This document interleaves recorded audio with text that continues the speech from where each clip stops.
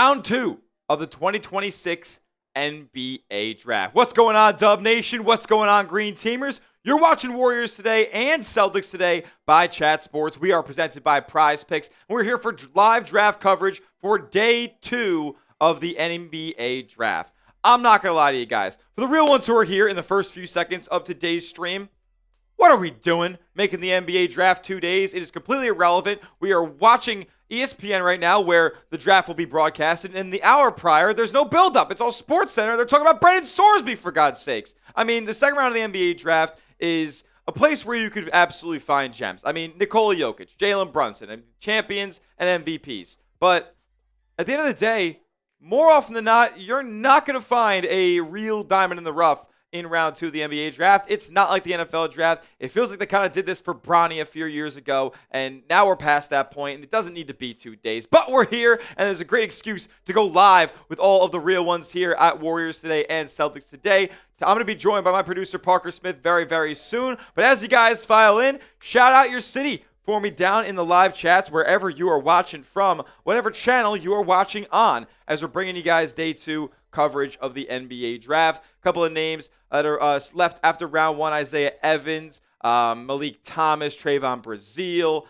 So a couple of still, high-profile Power 5 names that were really effective at the college level, and I think could be good pros, fell out of round 1. But I'll be honest, a lot of it was very chalky yesterday. Didn't see a lot of surprises in round 1 of the NBA Draft, aside from maybe Mo Johnson in the top 10.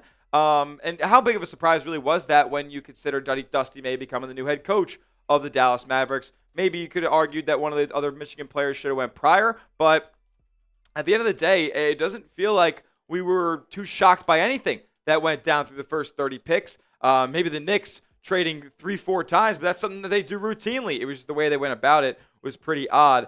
But the first round of the NBA Draft just didn't pack a lot of punch for as talented of a draft class as I believe we had. So maybe that's good. Maybe it's just all business, and these guys are going to be hoopers and change the league. So we will see. But we got 30 more picks to go through here. The Celtics have pick 40, and the Warriors have pick 54. So can't wait to discuss the new additions to either one of those two teams. Hopefully they get the Jalen Brunson or the Nikola Jokic picks that have been made over the last decade or so. We will find out. But if you are hyped to maybe see who that may be, like the video. If you're hyped for round 2 of the NBA Draft, hit that thumbs up icon. So we bring in my guy Parker for today's stream. Celtics fans, Warriors fans, give him a warm welcome here, as he's been a real one, doing a great job on the 1s and 2s so far. Park, what's going on? What's going on, Warriors and C's fans?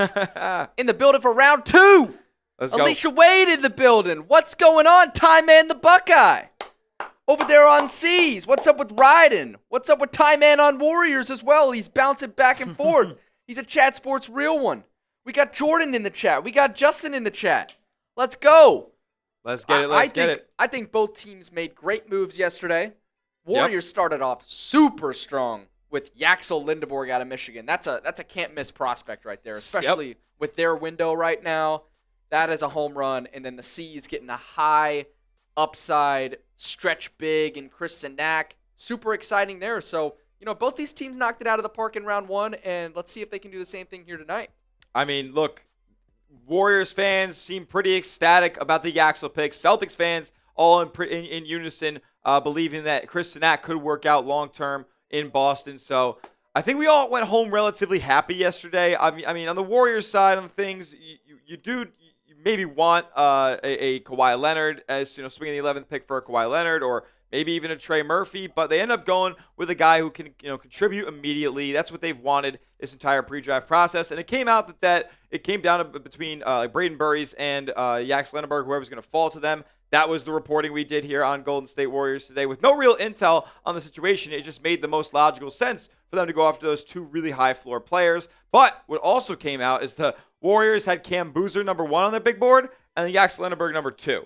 So interesting. I'm not sure how truthful that is to the 100th degree, but I'm glad the Warriors got a guy that was really high up on their board. I mean, you never really know exactly how truthful they're being, especially after they already draft the guy. It's and hard they're to playing know. crowd control after Lacob and Dunleavy are going at it in the war room. It was ridiculous last night. I mean, That was unbelievable. I mean, what are we doing? What are we doing? Got Kirk standing behind him, just waiting on Daddy's approval. Like, it's just ridiculous. And then the Celtics side of things, you miss out on Giannis the night prior, and it's unfortunate because a lot of people wanted to swing that way after the toothpaste was kind of already out of the tube. Jaylen Brown being offered out there by Brad Stevens, but not much else beyond two first-round picks being offered thereafter, including the 27th overall pick last night. So when you really think about that, like, hopefully Chris Cenac turns into an excellent long-term asset, but at the end of the day, the 27th pick didn't really feel like that big of a needle mover in a Giannis trade to begin with. So when you think about that, it's really only Jaylen Brown and another first. They wanted a lot more. They wanted Hugo Gonzalez, Baylor Shireman, another first, another swap, some combination of those things. So they didn't end up succumbing to the Bucks' wishes, and they have Jaylen Brown for now. But all the language that we've heard in the immediate aftermath from Brad Stevens, from media, it feels like Jaylen Brown's days are numbered in Boston, and we will see what type of package that Brad goes out there and finds for him. But I'm not too optimistic because that was a thing I said as well on my show, that the clearest and only path to the Celtics roster getting better was trading Jaylen Brown for Giannis. And that's not the case anymore. So got faith in Brad Stevens still, but he certainly fumbled a little bit inside the red zone here with the Giannis trade going to Miami. We'll talk more about the Celtics and the Warriors in just a second. First, a word from our friends and our sponsors over at Prize Picks. Today's live stream is sponsored by Prize Picks, America's #1 app for sports picks, where you just pick more or less on a few player stats, lock in your lineup, and you can win real money while watching your favorite sports. With the World Cup going on right now, there's no better time to get started on Prize Picks. I've been having a ton of fun playing it, picking more or less on stats like passes attempted, goals allowed, goalie saves, goals plus assists for different players, and even clearances, crosses, and cards. Look, you can mix and match all different sports on Prize Picks with MMA, golf, baseball, WNBA, whatever else is on the sports calendar. You can put them all in the same lineup if you wanted to. I've been playing Prize Picks for years now, long as they even sponsored us here at Chat Sports, and they're always adding new features, like the brand new Social Feeds feature, where you can share Prize Picks with your friends and copy lineups with a single click. You can even follow me on the app, at Tyler J. Smith, to see some of my lineups, including this one for tonight's sports action, where I got Vinicius Jr., the Brazilian beast, to have more than half a goal. That's a demon pick. So it's a red guy next to it, which increases my payout, but it's a tougher square to hit. And then we got Caitlin Clark, more than points, and Angel Reese, more than rebounds. You can take my picks or fade them. Just do it at Prize Picks. Download the app today, use the code HMA, and you're getting $50 in lineups instantly after your first $5 lineup. That's code HMA. You play your first $5 lineup, and you're getting $50 in Prize Picks lineups instantly. So download the app, click the link that's in the live stream chat and the description of today's streams to get started with Prize Picks now. Thank you to them for sponsoring today's show. Those links are in the chat right now. Shout out to Prize Picks. So the 2026 NBA Draft, round one went as follows. Again, really chalky, especially in the top four. This has been the presumptive thought through the whole cycle. AJ Dybantsa goes number 1 to Washington, followed by Darryn Peterson to the Jazz at 2. Cam Boozer 3 to Memphis. And look, man, I would have went a little bit differently if I was the GM of all four of these teams at once. If I was doing my own 2K fantasy draft manually, I would go with maybe a Darryn Peterson at 1 to Washington, then followed by Dybantsa at 2 in Utah, where he wanted to be this whole time. Then I would have went with Caleb Wilson at 3 to the Grizzlies, just because I think he would have thrived in Memphis. It just feels like a Grizzly guy. And then Cam Boozer would have been just totally, accepted with wide open arms in Chicago. But look, that it went the way that every insider and all the talk had been throughout the pre-draft process. Wilson at 4 to Chicago. I think he's still going to be very good there. I think all the players are in good spots. I just didn't think they were in the perfect spots after the first 4 picks. Then to 5, we go to Keaton Wagler here. And the Clippers had kind of been entertaining some trade talks for this pick, but they end up going with Wagler out of Illinois.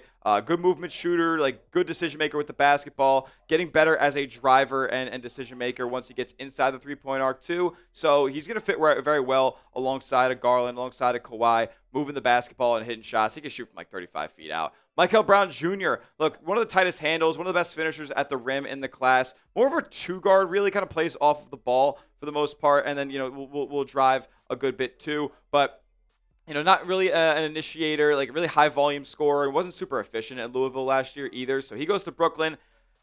I question their draft staff over there. We'll see how it works out. Darius Acuff at 7. This was the Kings' prized possession heading into the NBA draft. They fall all the way to 7 in the lottery, but it doesn't matter. They still get an elite guard prospect. If I was Brooklyn, I would have went with a guy like Darius Acuff if they're going to go with a high-volume scorer who isn't necessarily the best guy on defense. But Darius Acuff, he goes to Sacramento, and hopefully he starts righting the wrongs that franchise has had in basically its entire history. Kingston Flemings, and the more I think about this Flemings pick, I wasn't the highest on him as a prospect coming in, but he ends up going to Atlanta, and I think he's going to provide a really, really good complement to Jalen Johnson, just super quick around the floor. The tape I was watching on him last night, because I was watching a lot of Chris Cenac, Kingston Flemings was actually standing out in a lot of the highlights. So I'm interested to see what he does, and I think it's a really, really good pick for the Hawks. Then Mo Johnson. Parker, you can chime in here because Big Mo goes to your Mavs, and he was the first Michigan player taken off the board. Maybe not the pick you would have went with. How do you feel? Yeah, I mean, a day later, of course. There we go. Just flipped my laptop on accident. That's how excited I am. Now, hey, there we go. Change of heart from yesterday, huh? Actually, I don't hate this pick. And yesterday when I saw it at first, it was a bit of a blunt reaction just because, you have a guy in your mind, and that guy was Burries for me. I really wanted Burries. I thought he was going to be a great compliment to Flag for years and years to come. But when you think about, this Mavs team right now, and especially in the front court, I feel like we lack a little bit of dog. Right now, Derek Lively, he's always injured. He's a little bit soft down low. Daniel Gafford, how long is he really going to be on the squad? He wants another contract. Is Dallas going to be the team that pays him that? Who knows? So Mo Johnson's a guy who just won a national championship. And, I'd say that he's most well-known, honestly, for his hustle and his ability to get gritty, grab rebounds, run the floor. And that's just not a super sexy pick in the top 10, but sometimes that is what you need as a franchise. It's like taking a guard in the top 15 picks in the NFL draft. Right. It's like whenever the Colts took Quentin Nelson back in the day, fifth overall at guard, and it's like, yeah, well, okay, yeah, that's not really, he's a Hall of Famer. Exactly, but he's awesome, and hopefully that's what Mo Johnson can be for us. Me personally, if I'm Dusty May, I probably would have rather had Yaxel or Aday Mara, who went, both. Couple picks later, or Brayden Burries, but it's not Nate Ament. I really didn't want Nate Ament, and the fact that we got a guy like Mo Johnson, who I know is going to play super hard and is going to, I guess complement Flag pretty well. Also, yeah, I don't hate that pick. Yeah, you're improving the defense, and that's kind of been what the sentiment has been in Dallas for a good bit. You're getting Kyrie back this year too, so the scoring output will be there. You needed a guy who kind of stabilized things down low because. It's kind of like you said, like Gafford. What's the lifespan on him in Dallas? What is the lifespan on P.J. Washington? It's going to be a revolving door there, and Derek Lively's never healthy, so you needed somebody else to play big. Then we got Brayden Burries at 10 right after, and he was my number one prospect for Golden State as well. Just super high floor, Derek White-coated player, and if you're going to get that in the top 10, you should probably take it. And the Bucks do. He's not going to really. He could surprise a lot of people, but I don't think he's going to stand out a ton early on in his career. Once he gets into a winning situation, though, if Milwaukee ever gets there with him or wherever he ends up, then he's going to be a really, really impactful player, but not necessarily the superstar level upside that you would maybe want to take a swing on in the top 10. Yaxel Lendeborg, though, another really, really high floor player. He goes to Golden State, and I know Warriors fans are fired up about it. We posted some highlight clips on the Warriors Facebook, and he is just an absolute dog, man. Doesn't have a lot of holes in his game. Elite defensively 1 through 5, can actually create space as an on-the-ball scorer, and is a really good connector too. He just won a national championship. He was one of the best players in college hoops when he was at UAB. So, just a damn good pick, and the Warriors kind of know what they're getting there. They made him a priority first workout that they had in the pre-draft cycle too. So it was very likely that Golden State would end up with him, Burries, or maybe even Aday Mara, who went 13th. Or 12th, to the Oklahoma City Thunder here, and it's a Wemby stopper pick. It's a Wemby stopper pick for them, and he's the most underrated part of his game, his passing ability, his vision. He can see over everything. He makes the right reads, and he's got a pretty underrated back to the basket game too. He can score the basketball. He can be the new Hartenstein plus because he's damn 7'4" out there, and he could probably get a little bit more physical with Wemby than the guys they have currently in the front court. Then we move on to Nate Ament. Don't love Nate Ament. He's just. And to be fair to him, he didn't get crazy PR throughout this process. Is that some fault of his own? Maybe. but game's kind of clunky to me. He didn't show up in big moments for Tennessee last year. The stats were good against bad teams. I don't love that in the lottery. So the Bucks do take a swing on a guy with really high upside in Ament, but is he going to put it all together? That's really the question with him. On Steinbach, I love this pick for the Hornets specifically. I think a lot of these teams really did make good picks for their franchises. Front offices are getting a lot smarter in the NBA, so I understand a lot of these picks. Honest Steinbach goes to Charlotte, and he's going to be a really nice compliment as a finesse player, but also a great hustle rebounder next to Moussa Diabate. They're going to be platooning back and forth for a long time in that Charlotte front court. So they're really building something, and you don't see a lot of weaknesses on that Charlotte roster anymore. We'll talk about who they picked at 18 in a second. Dailyn Swain goes 15th to the Chicago Bulls here. Kind of a do-it-all forward. Jump shot's a little bit wonky, but he can do a lot, especially on the defensive end. Great athlete, too.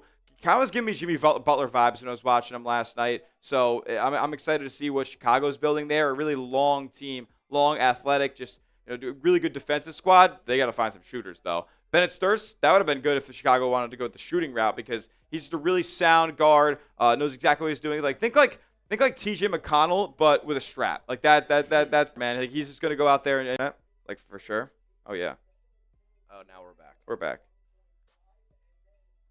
We're back. We're back. Sorry, we lost the internet. Awesome. All right, we're back. We're back. Is everybody good in the chats? I'm seeing a yellow message in Celtics. Are we good? Can everybody hear me? We got 100 people watching on Celtics. We got 100 people watching on Warriors. A bunch of people left Warriors again because they were probably cut out. Let us know in the chat.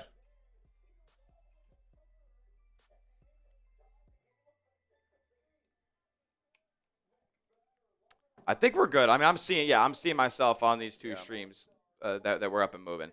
But Ebuka Okorie, 17th to the Pistons. I don't know if I'm in love with this pick for Detroit. His jump shot's a little wonky. They needed more of a jump shot creator. He's a really good driver of the basketball, good fast break player. He's long and can deflect passes and play as a one-on-one defender.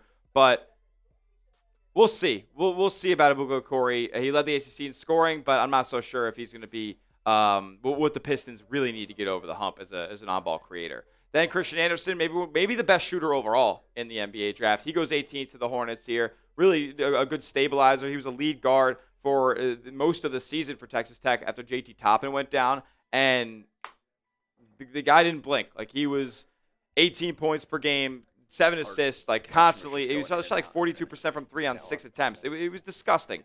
And for them to get a nice like Kobe White replacement there at 18, I think it was a really, really sound pick. Allen Graves at 19 to the Toronto Raptors. He is a guy who hit a bunch of big shots for Santa Clara this year, and this is kind of when these Santa Clara guys get picked, right? Pods went 19th overall.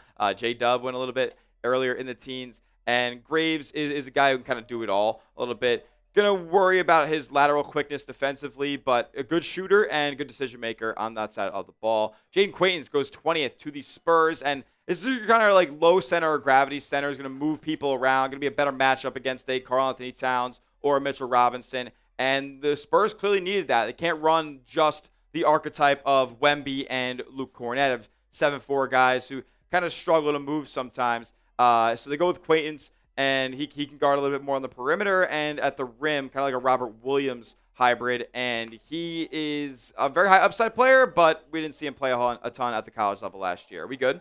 Yeah, we're good. Cool. All right, Karim López goes 21st to the Grizzlies. A little bit of a project pick here, and this is kind of a guy where the Grizzlies are taking a swing on a player who had lottery buzz for a long time, and he ends up going 21.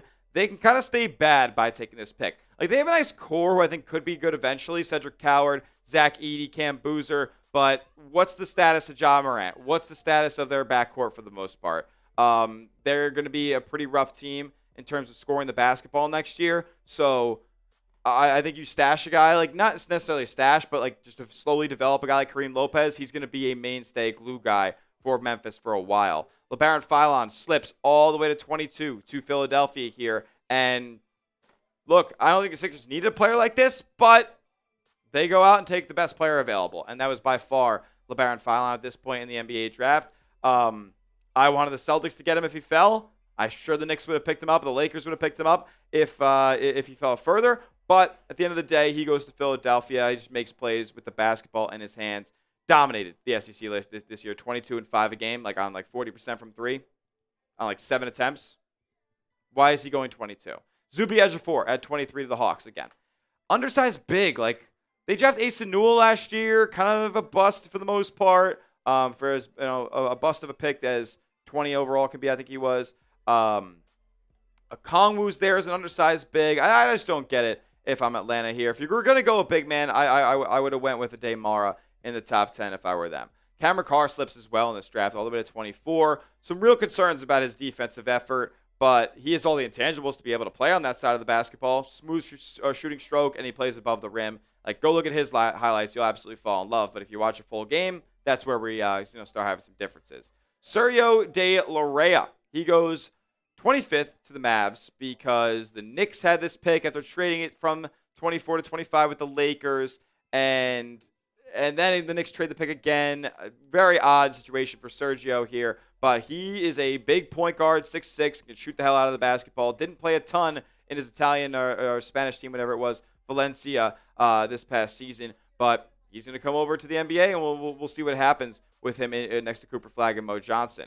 Tarris Reed goes and gets to San Antonio off a trade up right in front of Boston here, and maybe he was a player that was on the Celtics' radar. He was worked out by the C's, and the San Antonio Spurs decided to scoop him up as another around-the-rim big to, I guess, move on from Luke Cornett, it seems here. Maybe they look to trade him after this season, but man, they go straight front court in this NBA draft. I guess they got wing and guard kind of figured out. Chris Cenac, 27th. The Cenac attack goes to the C's at 27th overall. Love this pick as a long-term developmental prospect, but obviously the more that I sit with it, I understand that he wasn't the most consistent, effective player at the college level this past year. Now, maybe his role was a little bit out of place playing next to a guy like JoJo Tugler, but I think he could be a guy that Celtics want, man. I feel like they're a team that's expressed interest in Naz Reid before. They like shooting bigs. That's what he can do, as well as defend the rim and chase the hell out of rebounds, man. He generated a ton of possessions, extra possessions at that,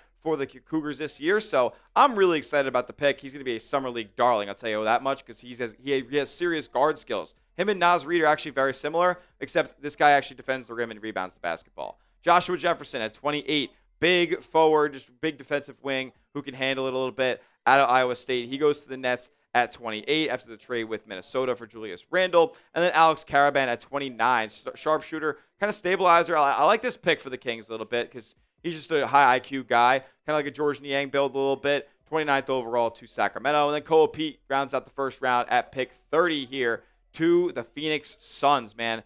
The Knicks trade out of this pick again from 30 to 31. And Koa Peat ends up in Phoenix. I would have liked to see him in Boston as a developmental guy too, but Chris Cenac, if we're going to go that route, is probably the more higher upside guy. With that being said, we have 14 minutes to go till the NBA Draft Round 2 opens up. Here are the top players that are available. Trayvon Brazile, Isaiah Evans, Malik Thomas, and Henry Vasar. Yeah, I would expect these four guys to go off the board relatively quickly once this thing opens up. You could see some teams trading up. Maybe the Knicks move down again, pick up some more future second-round picks. Malik Thomas is a player the Celtics did work out. Trayvon Brazile is a player the Celtics did work out. Henry Vasar has been linked to them for a while. The C's do pick at 40, so if either one of these guys slide, then maybe they could be in the interest of picking them up. Baba Miller is the fifth best prospect per our guy Rolly here at Chat Sports. He's also been worked out by Boston, and he's just an around-the-rim big and block shots, grab rebounds, not much of a very diversified portfolio offensively. Tyler Nickel, bro, I was out on Tyler Nickel. This dude is a freak. He may have the best release. Like, honestly, like, before they draft, like, just look up, like, 4 minutes of Tyler Nickel. It is the quickest release I've ever seen in my life. If Sam Merrill can go out there and start on a conference finals team, Tyler Nickel is going to make $80 million in his NBA career. This guy is a dog. Dog. Is he a C? If he falls to 40, Sam Hauser will see you later, brother. Like, my goodness. He's also, like, tall, too. Tyler Nickel. Bro, he's 6'6". And 6'8" listed playing height. Sam Hauser. He's Sam Hauser. He is disgusting. He's probably the top of my board for Boston if he gets all the way to 40. I think he may go in the first few picks, though. Richie Saunders, torn ACL last year, but just bucket getter, another sharpshooter at a BYU, leader as well, like really sound player. So I wouldn't be mad if the Celtics decided to pick him and nurse him back to health, as their doctors have looked pretty good throughout this rehab cycle that JT went through, at least. Otega Oweh, wouldn't be super happy with him. Inefficient scorer, just kind of college player. Like just college player. Exactly. Like he screams to me like EJ Liddell a little bit. Like, and Liddell's like played a little bit in the NBA, but like just nothing too impressive. That's kind of what I think of Otega Oweh. Jacoby Gillespie, I think, could be a real pick for Golden State. If they want another ball handler, just true like lead guard who can play, I think right away too. Jacoby Gillespie's the guy. Shot it inefficiently a little bit last year from 3, but it was on super high volume. He had to do a lot for that Tennessee offense, and he's a good leader as well. Did the same thing with the Maryland Terrapins a year ago. Then with Kadir Copeland, NC State. He was formerly McNeese guy? Yeah, he played McNeese. He's McNeese cat for Will Wade. Not sure about the pro prospects for him. I just not the biggest fan of his game at NC State this past year. Can't really shoot, and you can't play in the NBA if you can't shoot. Seth Trimble, not the biggest fan of either. Like now we're getting into some deep cuts here. So a lot of guys took bags to go back to college, and we're gonna see who ends up getting drafted here. Like, that's what I'm thinking. I'm hoping my guy Melvin Council can get drafted today. I there's a possibility when you see like these guys saying don't draft me in the late part of the second round. Like a guy like Council could slip through the cracks and maybe get picked by one of these teams. Maybe Golden State. Leger Jones is another guy who went to Florida State this past year, but he was at my alma mater, St. Bonaventure, with Council a year prior, and he was worked out by the Warriors, the Thunder, and the Knicks. So we will see. Jaden Bradley, he was a guy who was one of the best college basketball players in the game this past season, and really has been for the last few at Arizona.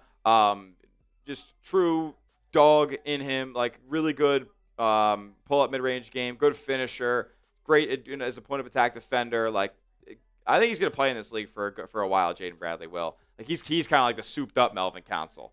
And Dylan Mitchell, he was worked out by the C's too out of St. John's. Can't really shoot, but he's a real big forward. He can see the floor well and defend at a high level. And then Emmanuel Sharp, Houston guy who's going to be a good movement shooter, but can't really defend. Kind of small, 6'2", not really in the business of him. Ryan Conwell, there's some big links to Boston and Ryan Conwell. Just straight scorer at a Louisville, lefty cat. And he played at Xavier in the year prior. So we'll see if that's a guy that Boston goes after. Those are the top 16 players available as we are less than 10 minutes to go until the 2026 round 2 of the NBA draft. Without further ado, we're going to tell you another time about our friends and our sponsors over at Prize Picks.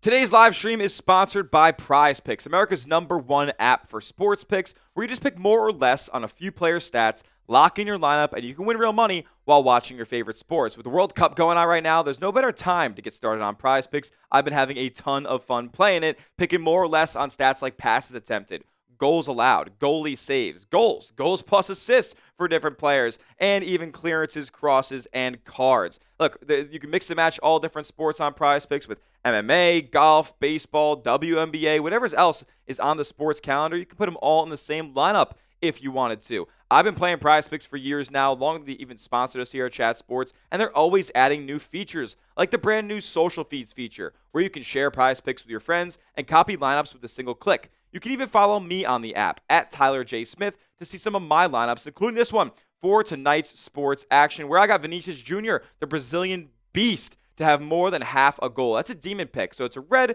guy next to it, which increases my payout, but it's a tougher square to hit. And then we got Caitlin Clark, more than points, and Angel Reese, more than rebounds. You can take my picks or fade them. Just do it at Prize Picks. Download the app today, use the code HMA, and you're getting $50 in lineups instantly after your first $5 lineup. That's code HMA. You play your first $5 lineup, and you're getting $50 in Prize Picks lineups instantly. So download the app, click the link that's in the live stream chat and the description of today's streams to get started with Prize Picks now. Thank you to them for sponsoring today's show.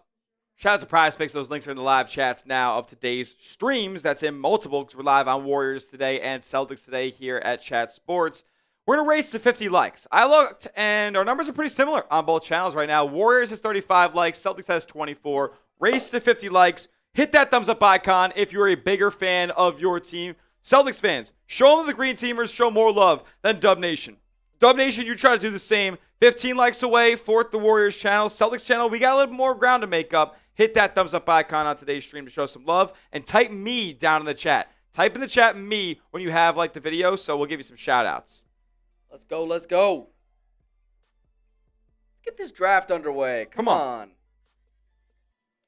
My guy, Michael Santiago, hit that like button. Shout out to Santiago for joining the building. And as you guys see, when more likes come into both streams, the audience increases because YouTube sees that we're getting a bunch of likes. So they send out this stream into their algorithm and people see it on their recommended feeds. That's a simple science to how it works. Like no BS. It's YouTube magic. And that's just how it works. So hit that like button if you want this to be the biggest streams for round 2 of the NBA draft tonight. Let's go. Lego, Lego, Lego.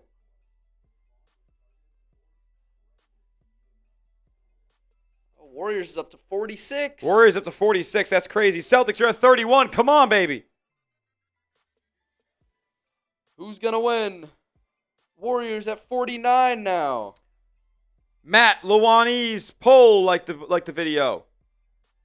Chad K45 in the building. Absolute real one. Rocking and rolling with us. He liked the video. Chad, good to see you, my man. How you doing this summer?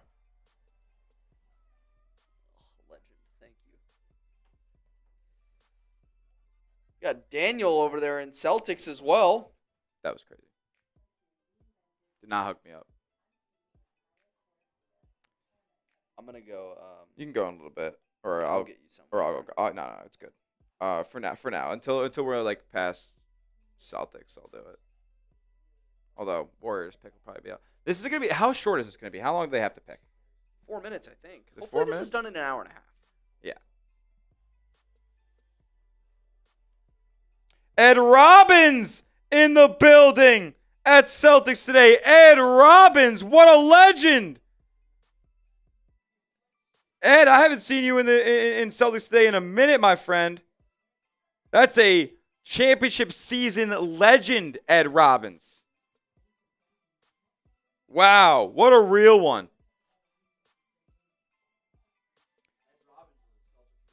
Bro, Ed Robbins is a Celtics real one. He was all time in the 23-24 season with me and Allie Barefoot on the channel here.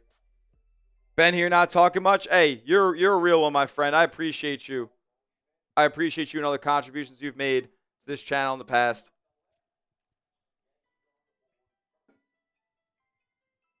Celtics trading up to 30-35 range. Just wait. Is that the rumor? Remember, the Celtics was a rumor about them wanting to trade up, but they never actually worked out any players that were really above their range at 27. So could it be a trade up here as they have a bunch of second-round picks into the top 35? We will see. We will see. So the Warriors today win the like battle. Celtics is at 44. Warriors is at 57. Wow. Legend KC. What up, what up?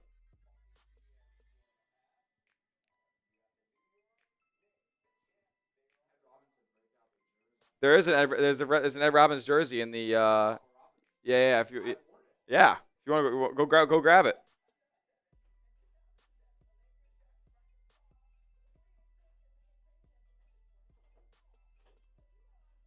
Let's go. We got you, Ed. Ed, if we got a $100 super chat, I would throw it on for the entire draft. I would throw that piece on for the entire draft. And I'll rip a beer shotgun too for old time's sake. Boom. Papa Robbins. C's 69 jersey. Bang. Ed Robbins, absolute legend during 23-24. We can throw it on for the entire draft for a $100 super chat. Or if we get to a $100 super chat in super chats across both channels, show some love to Ed.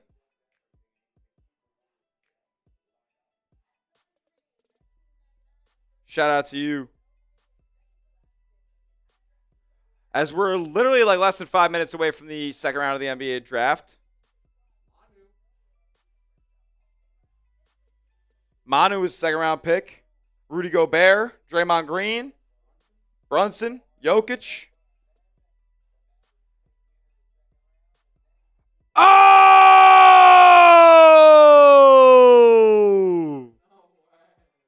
Are you serious? Are you kidding me?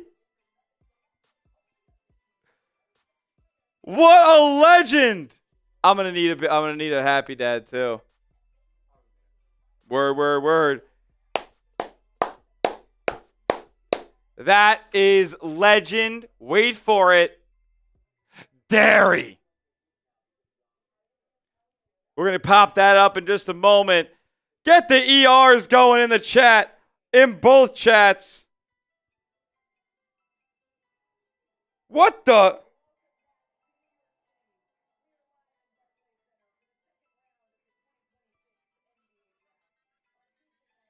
Why is it turned into Chinese if you put ER? Oh, I guess spam Eds.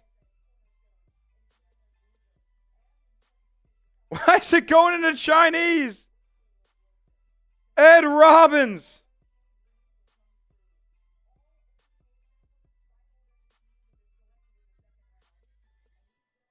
All right.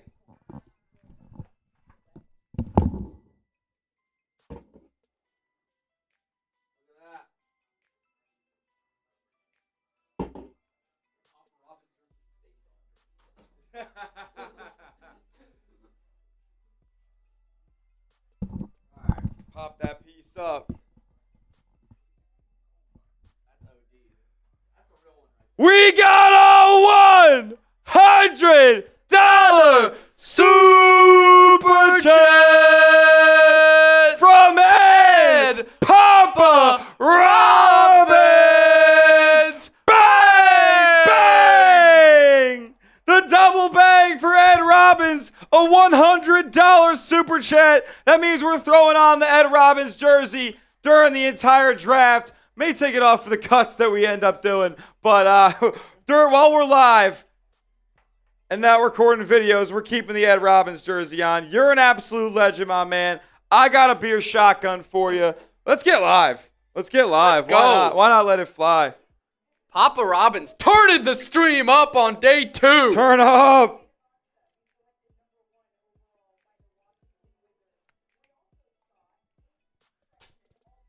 What a G. Smitty's about to piece this thing. Ed Robbins, you absolute legend, my friend. Hey, if somebody matches Ed Robbins, me and Parker are doing a beer shotgun race. We'll race here on the channel. If somebody matches Ed Robbins, we're doing me and Parker beer shotgun race. I got one though, for my real one, Ed Robbins right now. Cheers to the Dubs. Cheers to the C's. Let's go make some good picks again tonight. Let's go. Damn!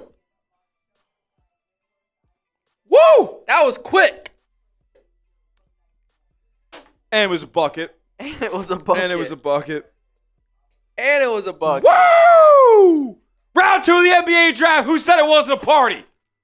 I did, actually, at the beginning of the stream. Let's go.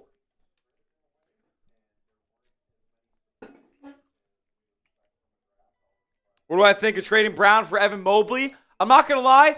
That's probably the best that you could do right now. After the Giannis deal falling through, probably the best you could do is Evan Mobley. Yeah, probably. But the Cavs came out and said pretty starkly that they weren't trading Evan Mobley for Giannis. So is that because Giannis wouldn't commit to a long-term deal with them?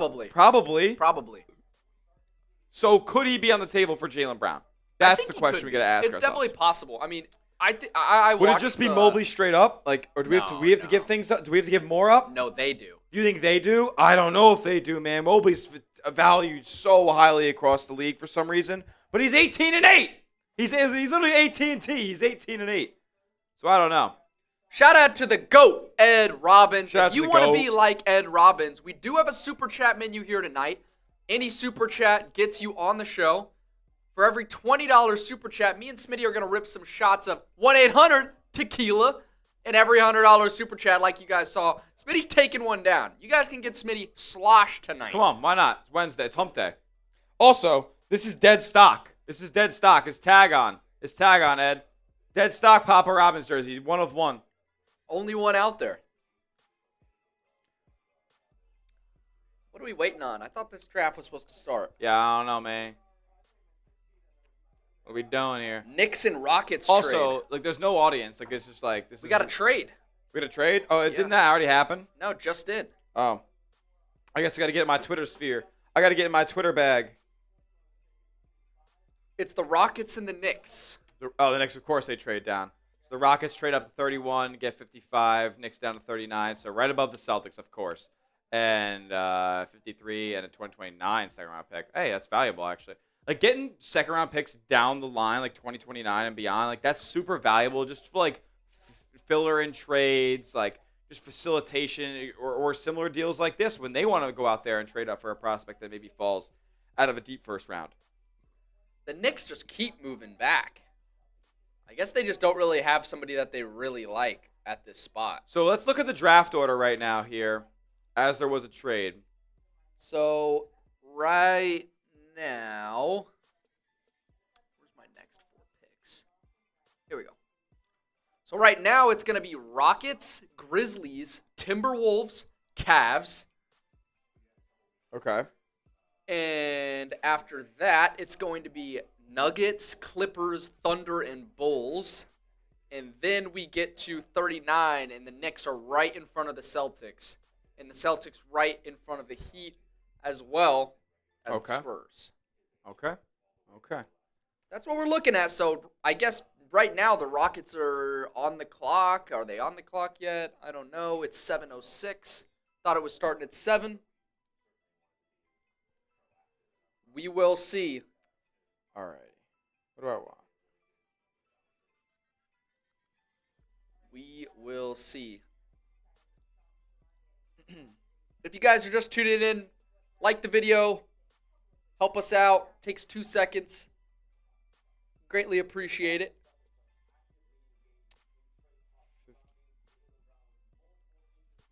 Whoa, that's different verbiage.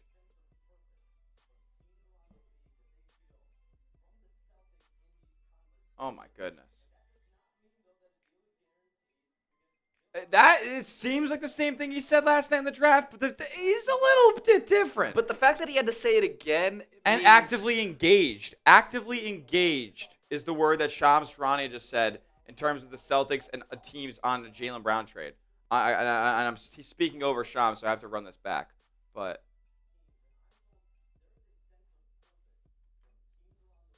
sense of purpose from teams around the league.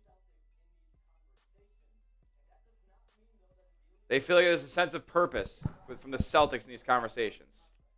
Brown's days are numbered. He's getting traded. Yeah.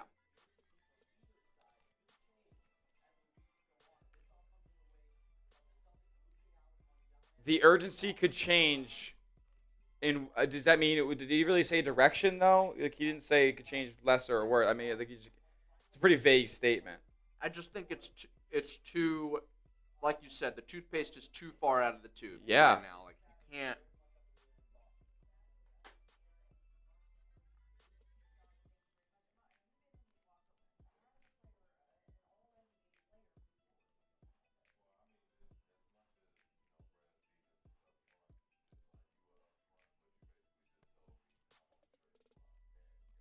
Man. We'll see, man. I am nervous as far as what the package is going to look like.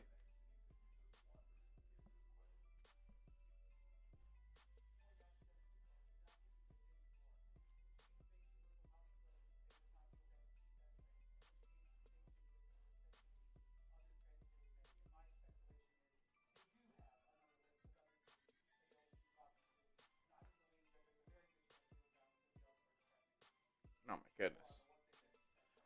Wendy, who's been wrong about everything. Can't listen to Wendy. Can't listen to Wendy. He's an idiot.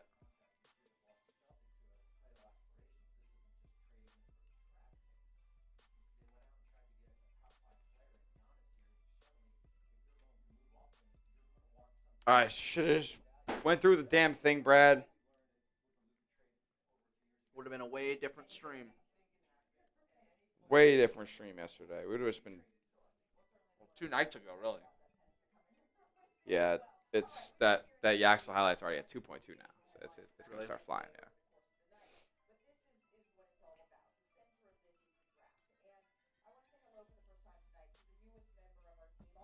So If you guys want to check out our sick Yaxel Lendeborg highlight reel in Warriors chat right now, I'm putting it in the link in the comment section.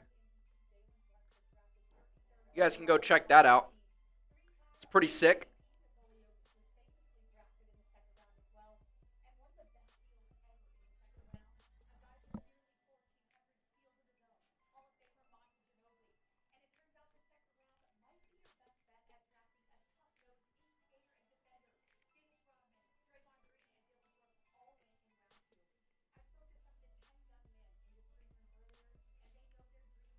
all right.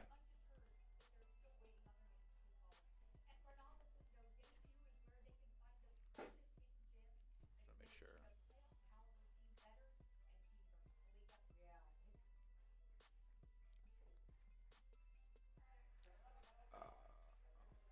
Laughed so hard I cried. It's me. Like, who's that? Was Liza Koshy?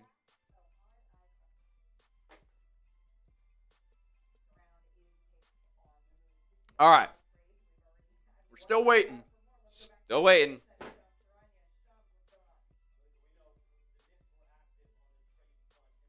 Come on. Get this shit started.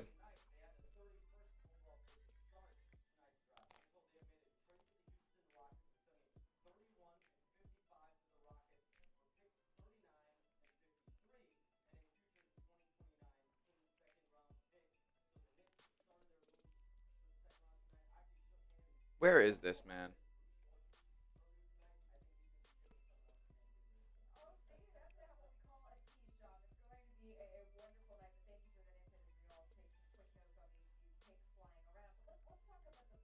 Let's start with the players. When does this draft start? We're 10 minutes in. I thought it was at 7.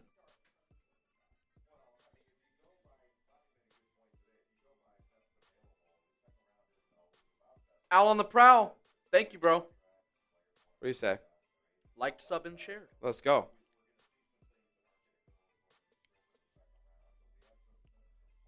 I mean, what are we doing here? Just yapping.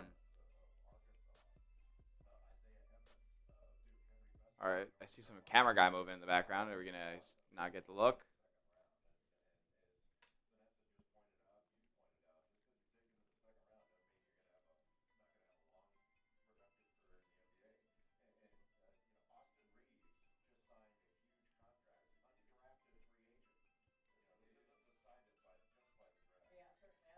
I don't know, man.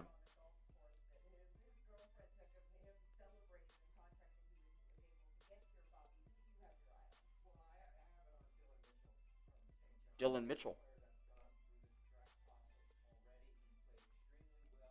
Dylan Mitchell's a guy that is a big watch for Bobby Marks here.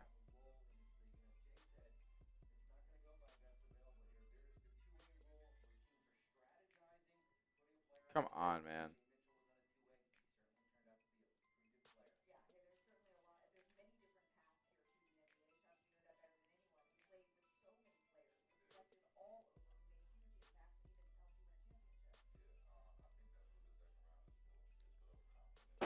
Shumpert, weren't you a first-round pick?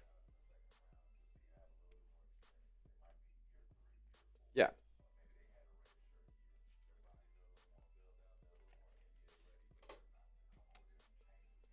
How many points do you think Iman Shumpert averaged in his NBA career per game? 8.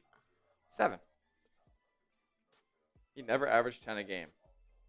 His career high was in his rookie season. Guy could jump, though. He got a Defensive Player of the Year vote. Really? In his rookie year. That's the funniest thing I think I've ever seen. He had 2. He had 2. That's crazy.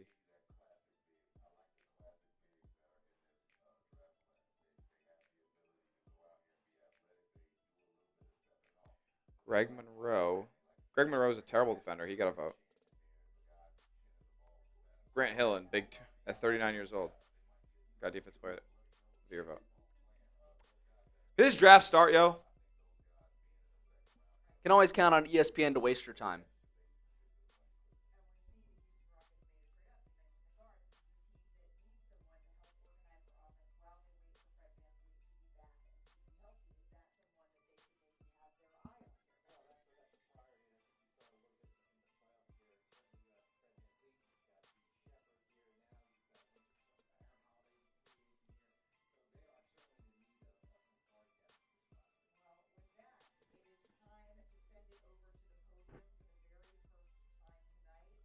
Finally.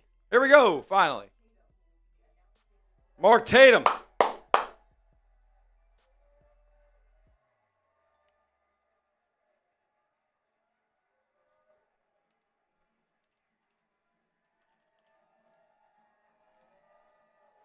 All right, we're finally starting. If you guys are excited for the draft, type me. Let's go.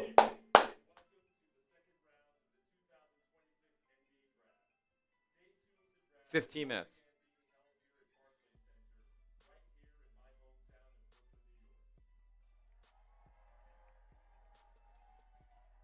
Mark Tatum's an odd guy to me. Yep.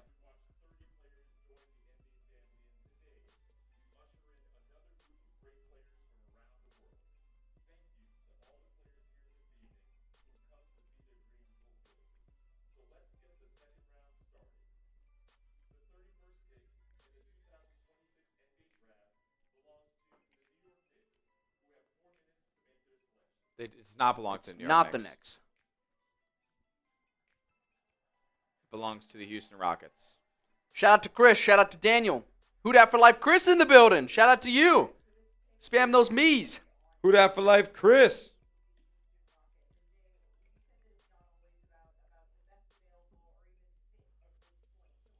Mavs got pick 48. Shout out to Mateo. Yeah. Shout out to Owl. Shout out to Jade Hunter. Shout out K. Jackson. Dubs legend in the building. K. Jackson in the building? Yep. Beast. Shout out to Calvin Calabra, another legend.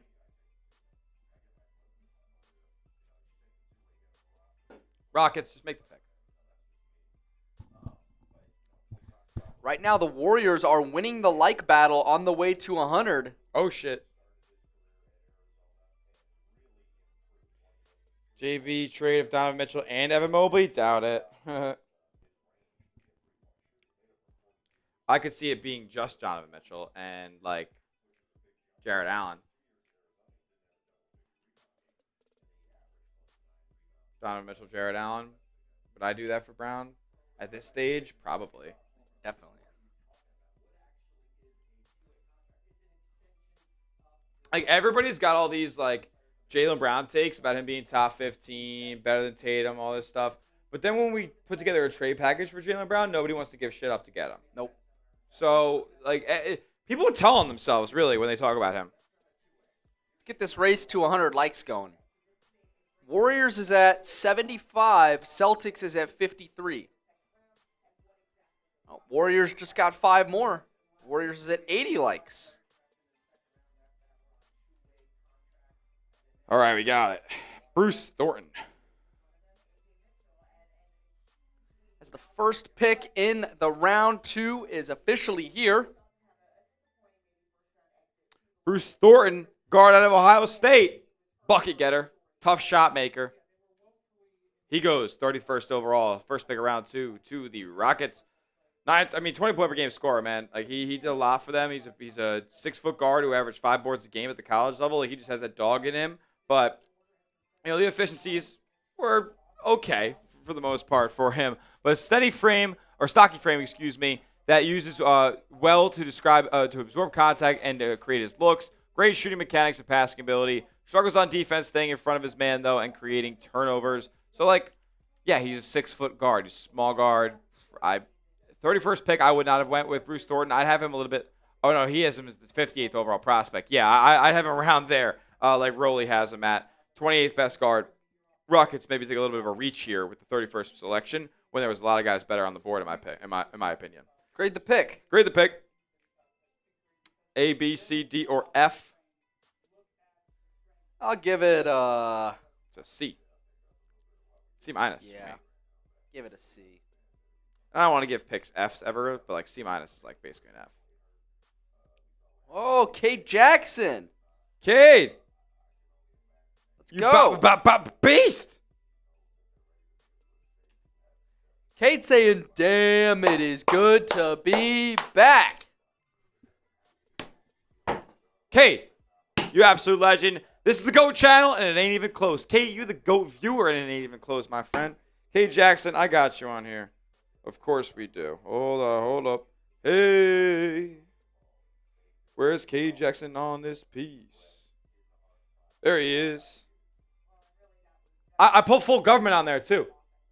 For my guy, Cade. That's OG. That's day one. That's one love. My guy, Cade Jackson. Shout out to Cade. If you guys want to be like Cade, get your super chat up on the screen. Or maybe even make Smitty drink a little bit. Oh! We got a super chat menu for y'all tonight. Bruce Thornton. Who's there? He is there. He let me down in March Madness. I picked them to win, and they lost. Yeah, who they lose? TCU? Yep. Yeah. All-time leading scorer for Ohio State.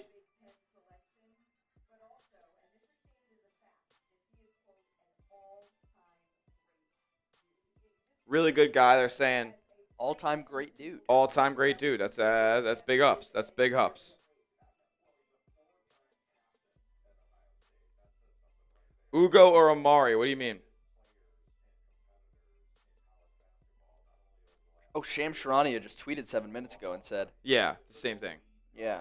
He's just tweeting the clip that we just saw. But again, using those actively engaged words again. I quoted what if it and happened said, tonight?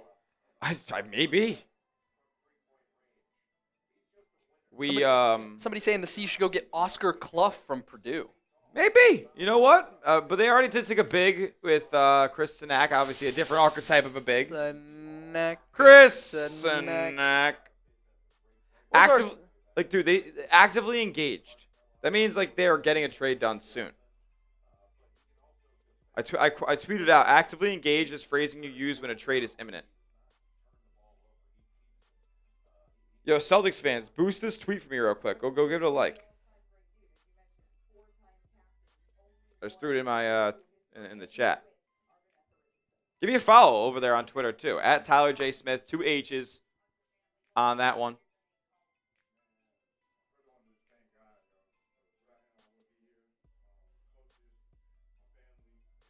All-time great dude.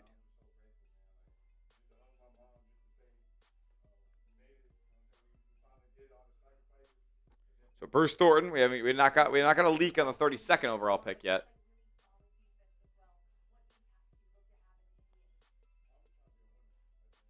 Wearing a Knicks hat, he's never going to play for the Knicks. Very silly.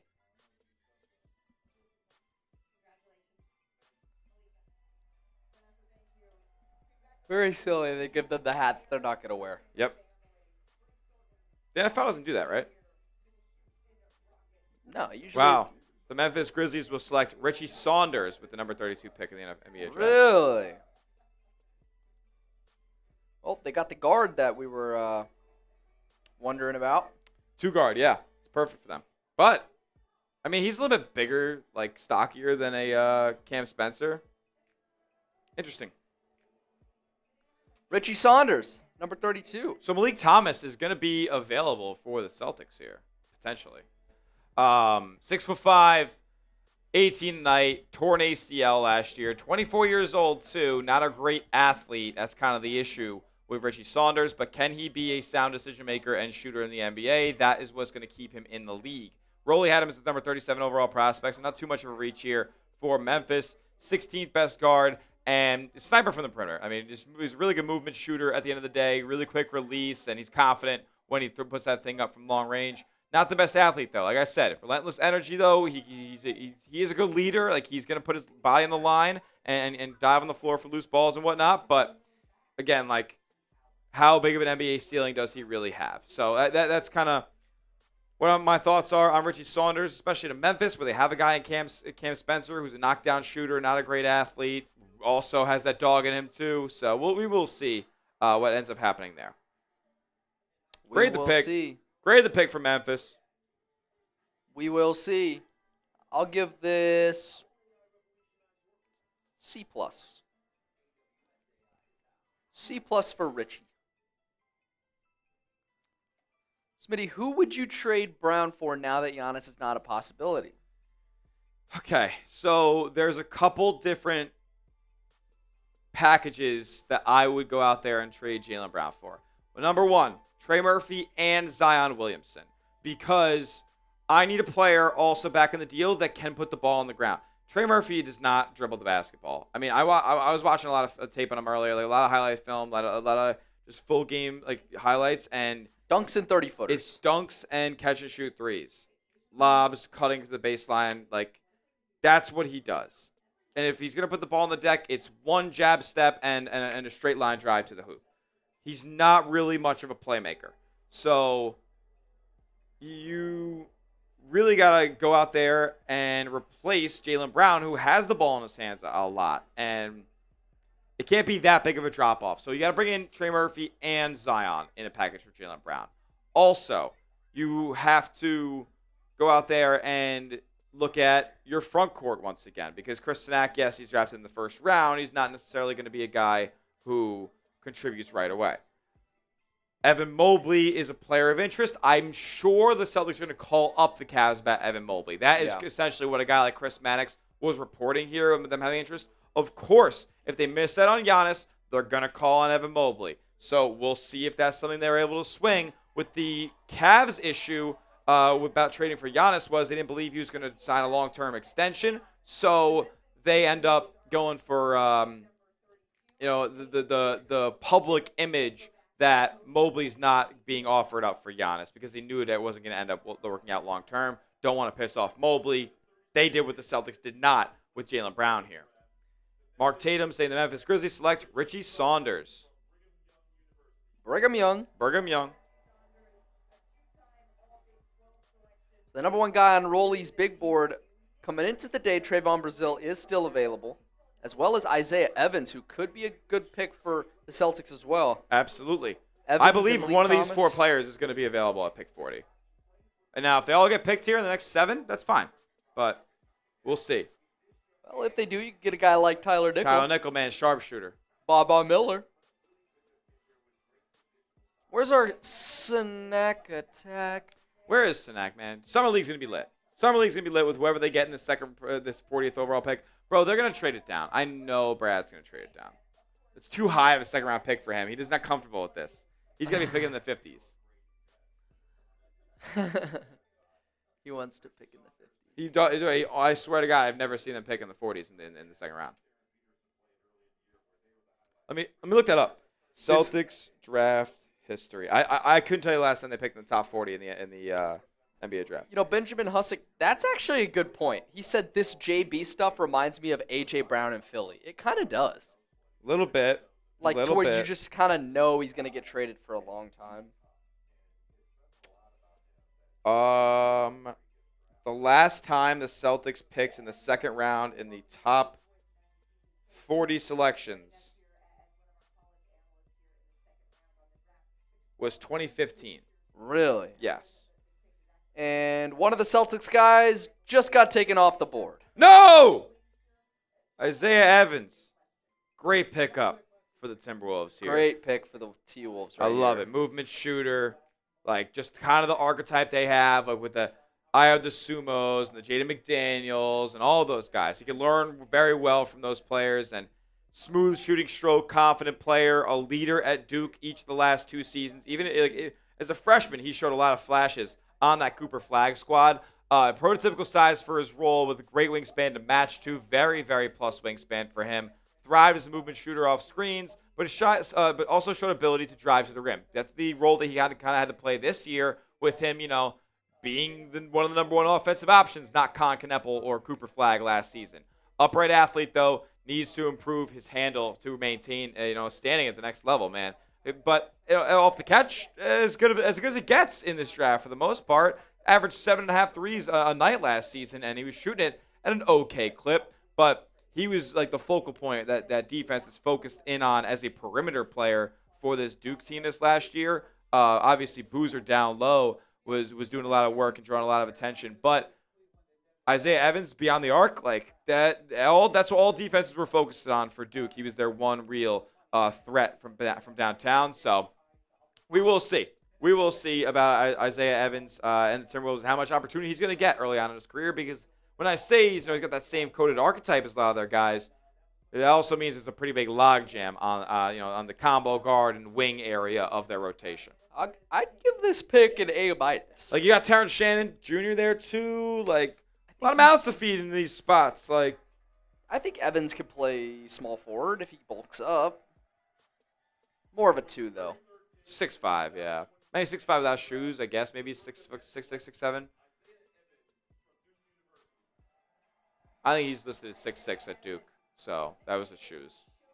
Just hate how they're like, the Nets get this guy, and it's like, no, we already know it's the Timberwolves. Just say it's the Timberwolves. That's why we provide the best coverage here at Chat Sports, because we have all the correct logos and all this stuff going here. Yep. Can the Dubs trade for Ja since Jimmy is injured? Ja's value is too low. I don't know if Ja Morant's fixing the Warriors' issues. Who'd be a realistic faller that would follow the Dubs at 54? I don't know. Maybe like a Felix Okpara, Jacoby Gillespie, 2 Tennessee Cats. Gillespie would be fun. Yeah, Jacoby Gillespie's a realistic faller that could fall to Golden State at 54, and they could get a good pick out of him. Breaking, the Boston Celtics select Tyler Smith. Dude, Tyler Smith was an NBA player. He is an NBA player currently. Remember Tyler Johnson? Tyler Johnson, yeah. He's like Tyler Nickel. Yeah. Tyler Nickel. So who's going to 34? Still at the top of our board, Mr. Brazil.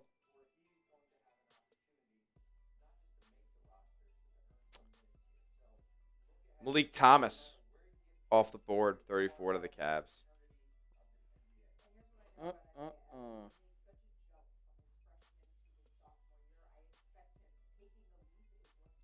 That's tough. We don't even have it in yet.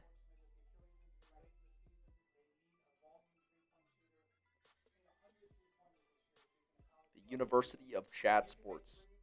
The University of St. Bonaventure. St. Bonaventure University, you get it right. Malik Thomas, 34th overall to the Cavs. 6'3", so a little bit undersized for, being a 2-guard and all that stuff. But I'm not going to lie, man. His tape's impressive. Like, he's a great driver and finisher at the basketball. He's very confident shooting it. Like, he shot at a crazy clip last year. It was like 42% from deep on like five attempts. Like, he was disgusting. And like, he's a little bit of a head case, you could I could say, but he's going to give you a lot of effort on both ends of the floor, man. Just like a really, really good shooter. Every single zone, corner, wing, top of the key. He's got it from everywhere. And he just needs to get a little bigger to really compete at the next level. Good athlete, not great athlete, Malik Thomas is. And, his numbers were good, though, last year at Arkansas, man. He was the complement to Darius Acuff and, shoots it at a 42% clip on 5 attempts tonight. Like, you're not going to find that too often. I guess shooters are getting better, but, man, Malik Thomas did it really, really well. And, one of the best conferences in college basketball last year. So he goes at 34 to Cleveland, and he's off the board for Boston. As we know, they worked him out. Is that an A? It's an A pick for them? Yeah. Really good. Like they were kind of missing a shot-creating guard off the bench. Keon Ellis, I think he could be better than Keon Ellis. Keon Ellis will really get up in your grill, but he's not going to create anything much offensively.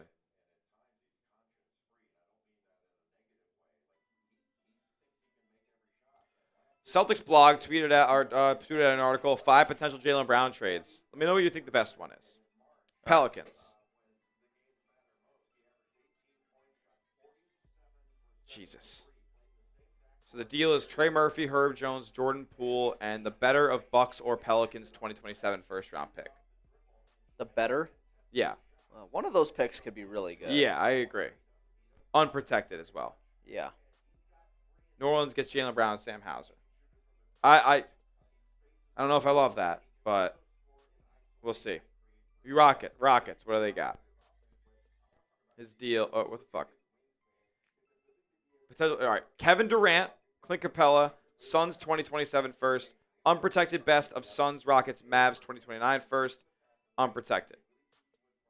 So basically it's Durant and a couple picks down the line. Interesting, considering Durant does, come at one of the best high floor players for the next couple of years. Yeah. I mean, he's still really good. And then you get picks down the line, which, helps you later on. Trailblazers. All right. I know I'm not going to like this.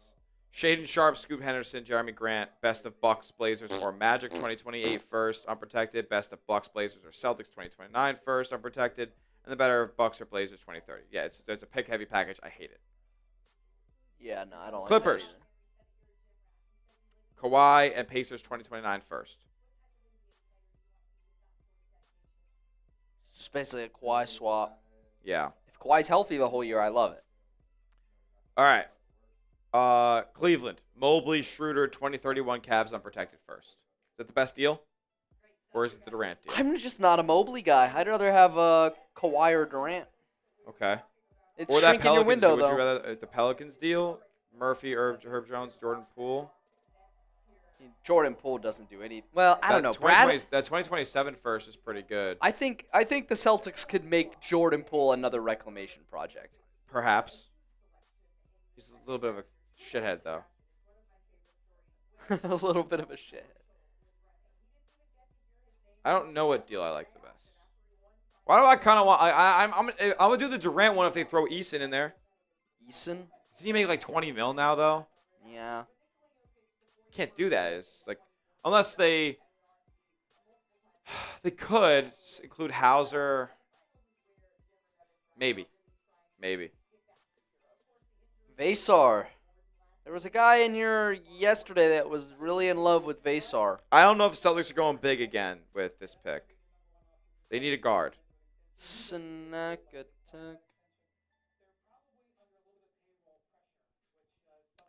Do I believe that Isaiah Hartenstein might be waived to get Aday Mara? Do you think it's a great catch for the Dubs? I don't know if they're going to have enough money to pay him. I heard the Nets are rumored to be interested, and they're going to pay him like $20 million a year.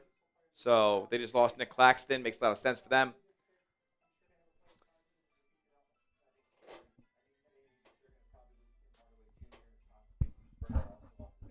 Would I trade Brown for one of the top 3 guys in the draft? I'd trade him for all top 4 guys in the NBA draft. I'd probably trade him for Darius Acuff. I'd probably trade him Really? for... You'd trade Jaylen Brown straight up for Darius Acuff? No. Well, I need more, obviously. But I don't know what the Kings have for me, so probably not. Acuff and Sabonis? Sabonis isn't really just like a throw-in. He's kind of a throw-in. No, he's not. He's ass. He doesn't defend anybody. He's like one of the best rebounders in the league. Empty stat merchant. Is he? Yeah. He's like a fake triple-double god. Like, they're fake triple-doubles. They lose all these games. He gets triple-doubles. Fake triple-doubles, you say. All right, who's next? I didn't get spoiled on this one. Let's let Mark tell me. Why is it going to be somebody I like? It definitely is. Or no, it was just Malik and Isaiah. Oh. Great. Thanks. We knew that a week ago. Denver Nuggets. Trayvon Brazile. Shit! There he goes. There goes Brazil. I'm not going to lie. Like, Celtics could have taken him at 27 if they wanted him in the front court. Play finisher, though, man. Big-time lob threat. 6'9.5" without shoes. So Yeah. he's like a true 6'10". Yeah, true 6'10". I mean, this guy can jump out of the gym. I mean, he's a perfect guy to pair with Nikola Jokic. He's going to learn a lot from Aaron Gordon about how to be a dunker spot player in the NBA. Ridiculous.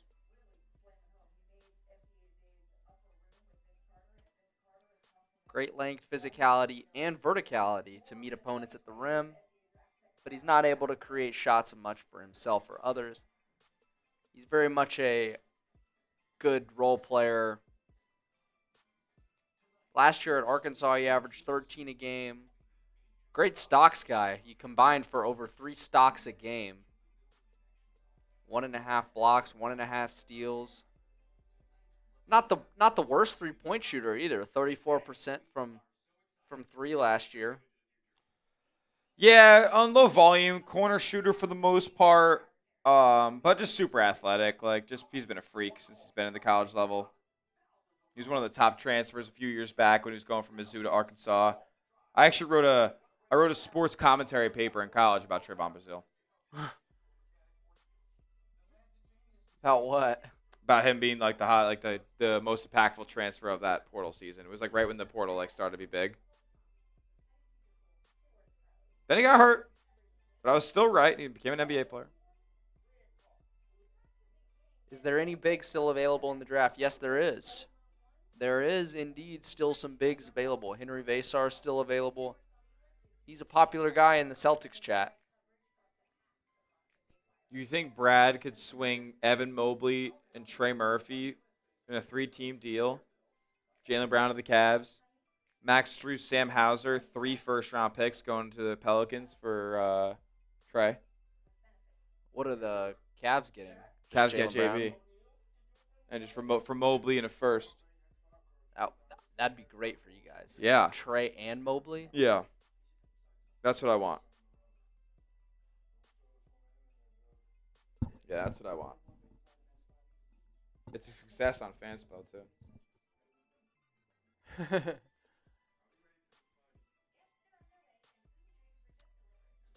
Pick is in for the Clippers at 36. This guy said Rudy and Trey Murphy, which I wouldn't be super opposed to.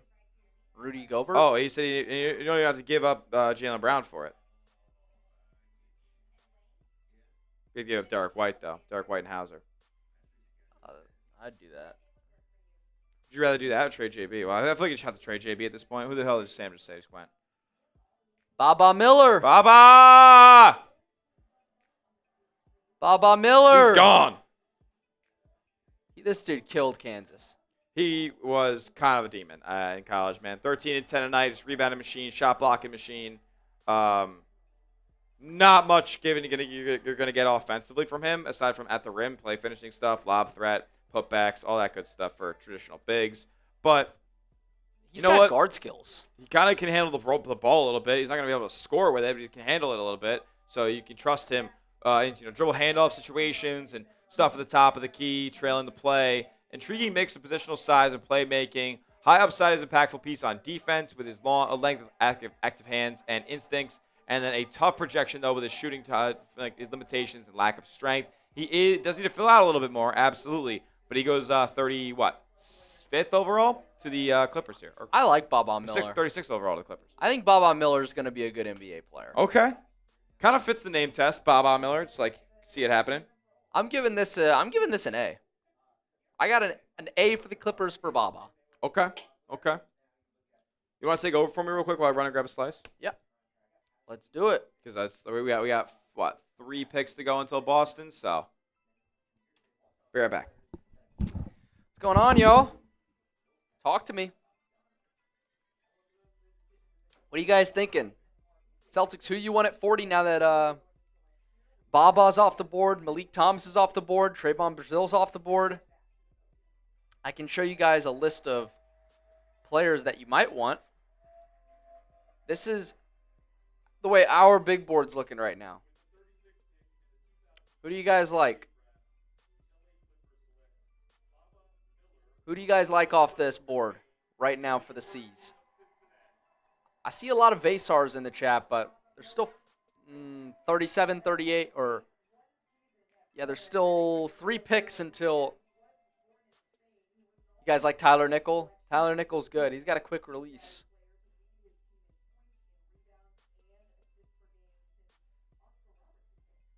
I think Tyler Nickel's pretty good.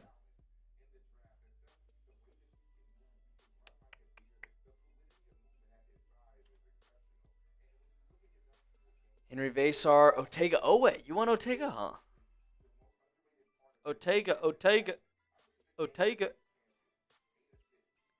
I don't know how much I love Otega Owe.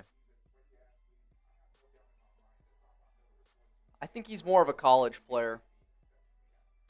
One of those ball-dominant college guards with bad efficiency who gets buckets. Can you show me some scouting reports on some of the guards? Name one. Who do you want to see? You want to see one on Tyler Nickel, or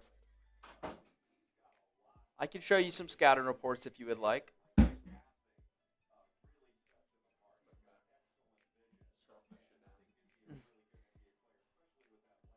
Otega Owe or Vasar. You guys really like Vasar.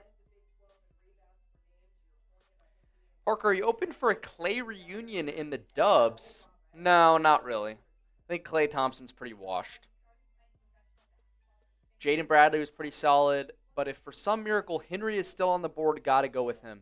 I don't know, guys. The Celtics just took a big yesterday. I feel like they need more depth at the guard spot. You can't have Pritchard as your only primary point guard. You need another ball handler. What's up, Ryan Wong? Bryce Hopkins. Haven't heard that name.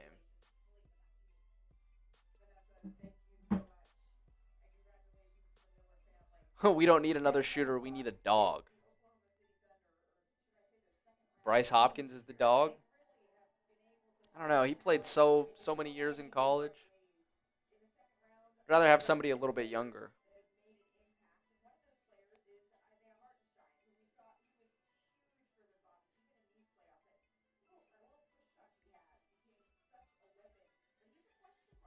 Yeah, Jaden Bradley could be a good pickup for the C's.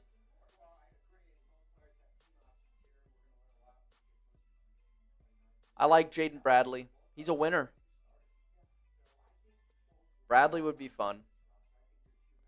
United, I'm feeling a JB trade today or tomorrow. It could definitely happen. Shams is talking about it quite a bit. He hasn't given us anything, entirely sure on that, but with how much he's mentioning it, I could definitely see it coming soon. Pritchard is great, but if we can get a primary ball handler plus Evan Mobley, we would be unstoppable. I mean, you got to trade Jaylen Brown to get Evan Mobley.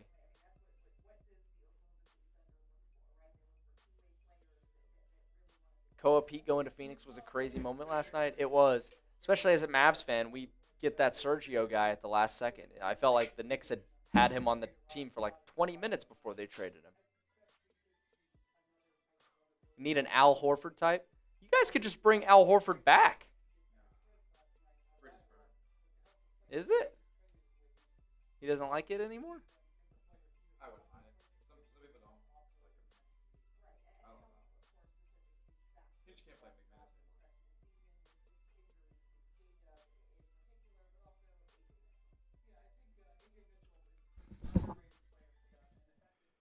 This is that point of the draft where they just start talking a lot. Mm-hmm.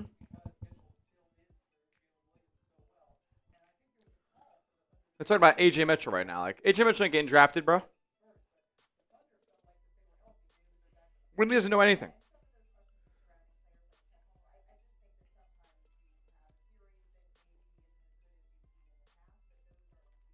Yes, this is ridiculous. Wow, this one was not leaked. With the Thunder taken. Take LeJay Jones. Ryan Conwell. Wow, the Celtics were linked to him. All right, 2 more picks. 2 more picks to the Celtics are on the clock. We had Conwell at 11 on our list.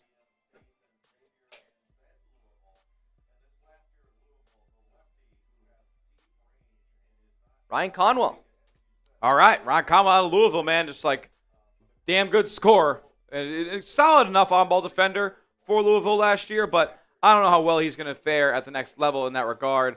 20-point per game score, damn near, though. He not necessarily going to give you much as a rebounder or a playmaker. And, look, he shot a lot last year for Conwell, but he performed very well for Louisville. But he performed very well in the NBA Combine. So that rose his stock a little bit there. Plays super tough, but, again, the size limitations are there for him. He was asked to run the point guard last season a lot for Louisville because Mikel Brown's more of an off-ball player, but he's not really a true ball handler. So we'll see what he does for OKC. I doubt he's ever a super high-impact player there. Solid numbers. I mean, shot 10 threes a game.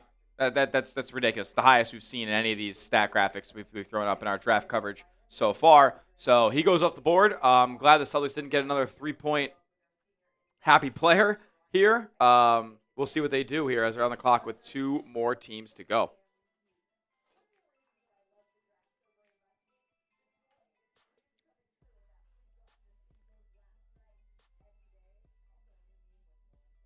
They're trading the number 37 pick, Ryan Conwell. That's why nothing came in.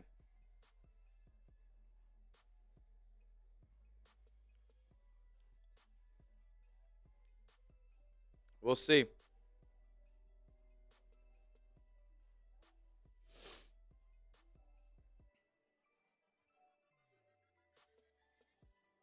I'm surprised that the Rockets traded up for Bruce Thornton. I don't think they had to do that. Miami Heat, Ryan Conwell. Okay. Yeah, Heat-coded player. Drew Smith-esque. Number 41 in cash. Okay.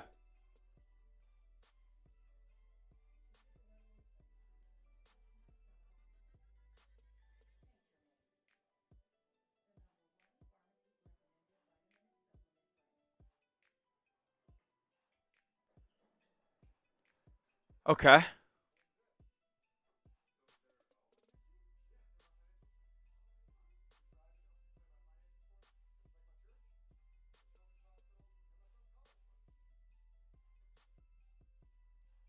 Rolly wanted.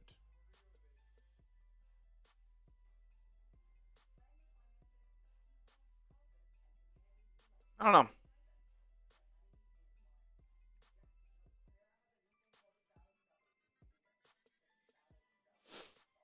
Two first, Butler and Pods for Jaylen? Doubt it. Guys, sorry. It's just, first of all, they need Yaxel. They need everything. They need Yaxel, Butler. But I'm sorry. The Warriors just don't have enough good players for the Celtics to want back in a deal like that, man. I'm sorry. It's just not going to happen.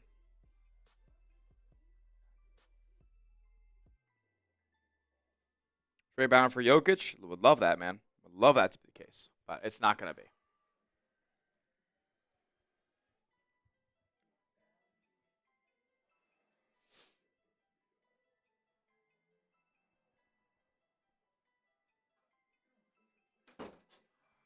Pacers are trading the number 38 pick, and it will be Braden Smith going. Braden Smith? Yep. Really? So who's still available? My top guys. Malik, Trayvon, and Isaiah Evans are all gone. So it's just Vasar that's kind of up there. That's surprising. I didn't think Braden Smith was going to get drafted.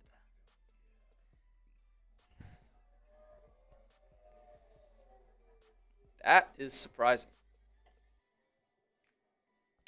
Well, before the Celtics pick, we're going to go ahead and tell you guys about our wonderful sponsor. Yeah! And that is Prize Picks.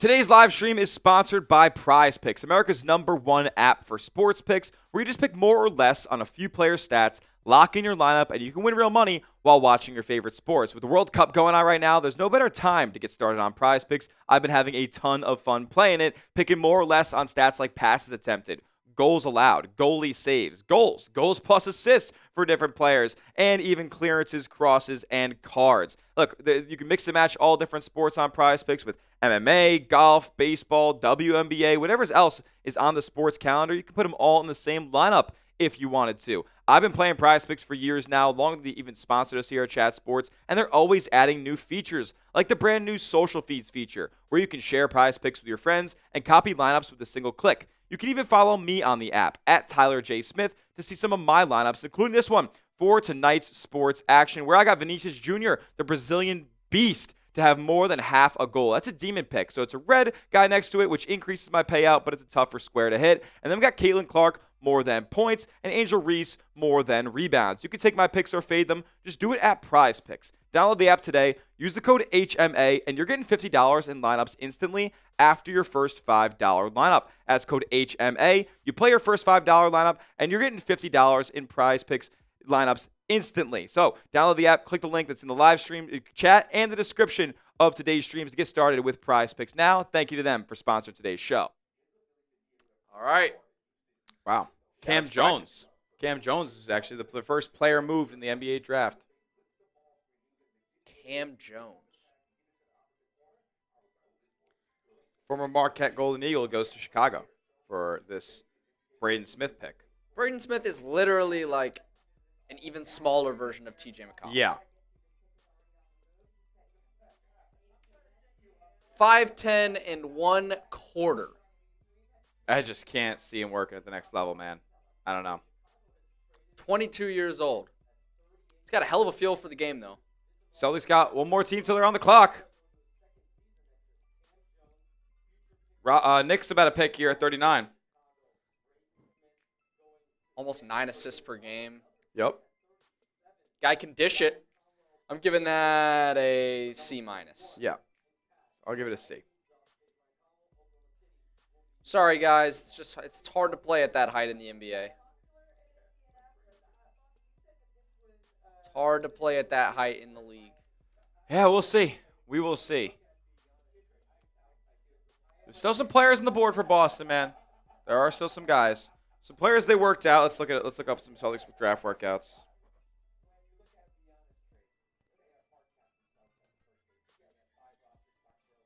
All right. They have worked out guys as far as who they're still available.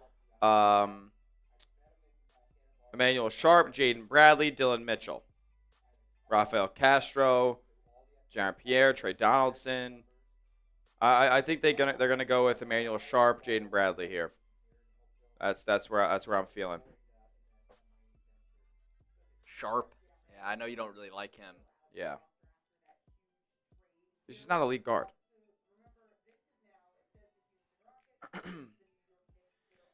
All right, C's fans, we're coming up on it. Yep. We're coming up on it. Let's go.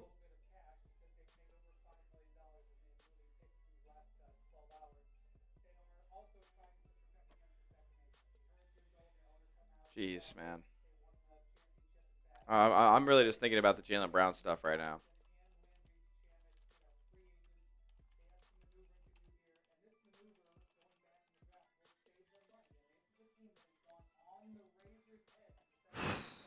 Jaylen Brown stuff is crazy. Like the video if you guys are hyped for this pick. And comment who you want. Pick is in for Rockets, so we'll see. I'm going to try to get spoiled on that one so I can get ready for C's.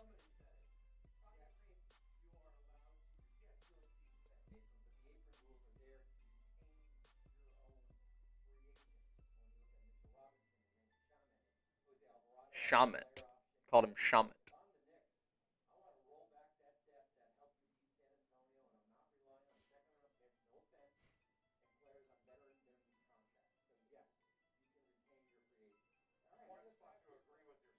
All right.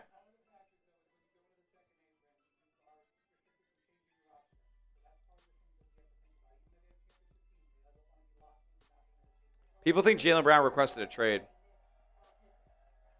He probably did. All right, Rockets pick's coming up, so I'm just going to...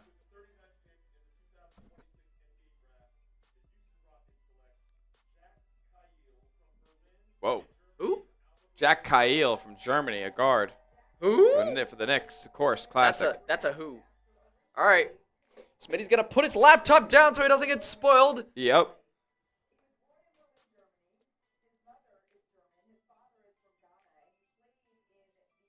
So Jack Kyle, don't know really much about him at all. 6'5", 185, averaged 12 points per game in whatever league he played in last year. Alba Berlin. Is that EuroLeague? Yeah. Has a great maybe Bundesliga. Bundesliga. Has a great blend of size and speed with a fluid handle and great footwork. Physical getting to the basket, and has shown he can create for himself and make the shot. Not as productive creating shots for others. Average 12 points per game, 3 assists. So here we go. All right. C's are up. C's are on the clock. Here are the top players available. We got Henry Vasar, Tyler Nickel. That's be the top pick for me. That would be the top pick for me here, Tyler Nickel. I don't believe in a ton of the lead guards that are around this range. Jacoby Gillespie, maybe, but Jaden Bradley, maybe. We will see. But the C's are officially on the clock at pick 40. Might want to take the jersey off for the cut for the short. Yep.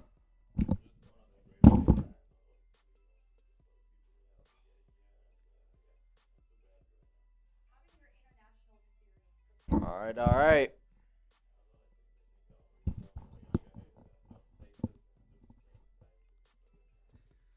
All right, so hopefully they don't trade this pick. Like I'll be pissed if I react to the player, all this stuff, and then by the end of the short I look down and they don't have him. Usually you know beforehand. Yeah. Okay. All right.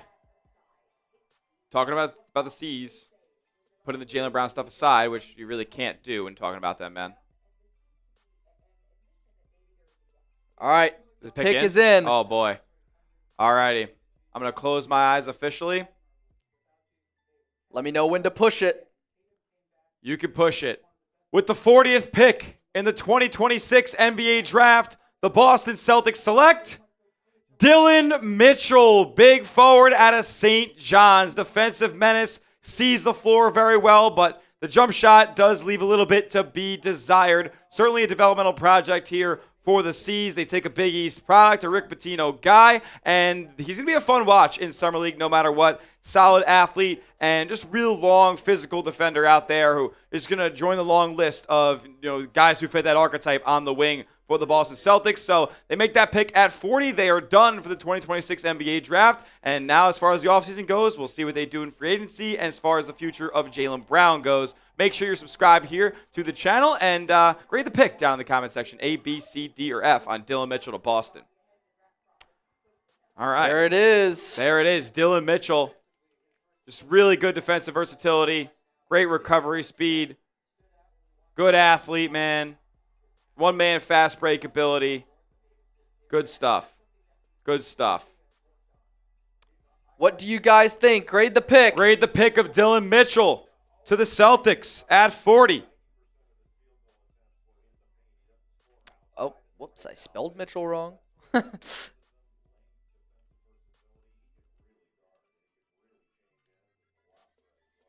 we go. All right.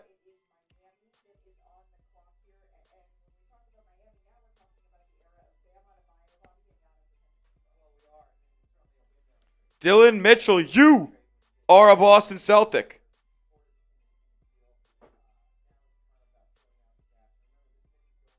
All right, we're going to get into a video about Dillon Mitchell very, very soon.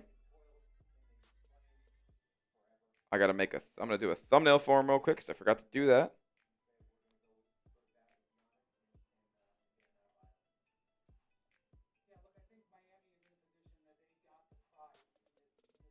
Shout out to the C's. Making a solid pick there, man.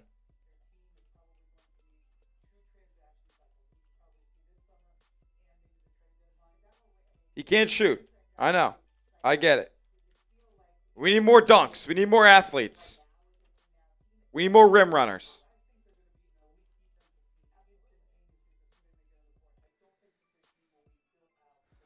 Everyone's pissed about it.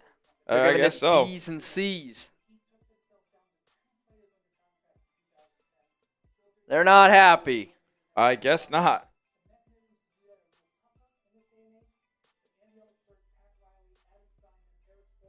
I'm gonna make this little graphic. Why don't you go through the graphics on Dailyn Mitchell real quick? You give us a rundown before we get into the cut. Dailyn. Played at St. John's last year with Zuby Ejiofor, who was drafted in the first round. This guy's, been playing in college for a while. He's 22 years old. He is 6'6" and 3/4 without shoes, so he's, a 6'8" with shoes on. So not a small guy. Averaged only 8 points per game last year, 7 rebounds per game. Shot 56% from the floor. Our scouting report on Dailyn Mitchell says that he's a talented athlete with some nice playmaking ability to match.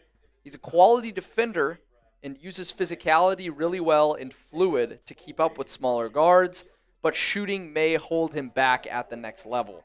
So this is a guy that you're drafting to, I feel like he's kind of a Jordan Walsh type a little bit. Yeah, that's kind of the vibe I'm getting. A little bit of Jordan Walsh kind of vibes here we're getting. Not sure that's exactly what the Celtics needed. They already kind of have a lot of wings, I thought. I thought they would go with a guard here. But, this guy can facilitate a little bit, had 3 assists per game last year. Shot pretty efficiently, but just overall, I'm not in love with the pick for the Celtics. I definitely think there was maybe a little bit more of pressing needs out there than Dailyn Mitchell. People are saying Vassar must be trash. Yeah, I don't know, man. He's really falling. He's falling quite a bit. I don't even know if, Vassar was really the pick either after they took Chris Cenac, but we'll see. They could have went with a guy like Tyler Nickel who can handle the rock and is a really good shooter. Could have been the Sam Hauser replacement if he got flipped in a Jaylen Brown trade. But instead they elect for Dailyn Mitchell. We'll see how it turns out for him. I don't know if he's ever going to play long term. I'm not going to lie to you guys. I don't see a huge NBA future for Dailyn Mitchell.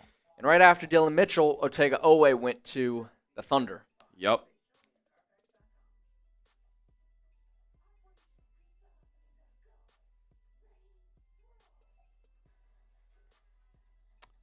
Okay, so Dailyn Mitchell, you are a Boston Celtic.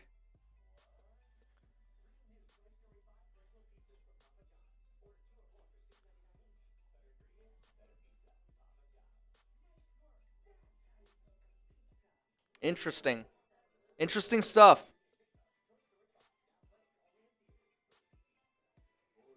I don't like this. Not a huge fan. Yeah, not a huge fan.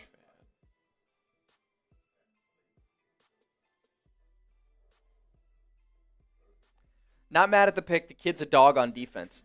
He definitely could be a good defender, but it's just, is that really what the Celtics needed? I feel like they need to put the ball in the bucket more. Yeah, no doubt.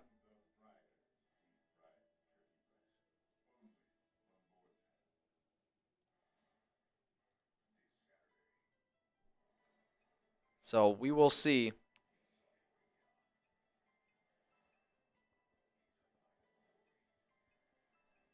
We will see, guys. All right. So we're going to get into a video here in just a second talking to Dailyn Mitchell. What's your grade? My grade for now, C.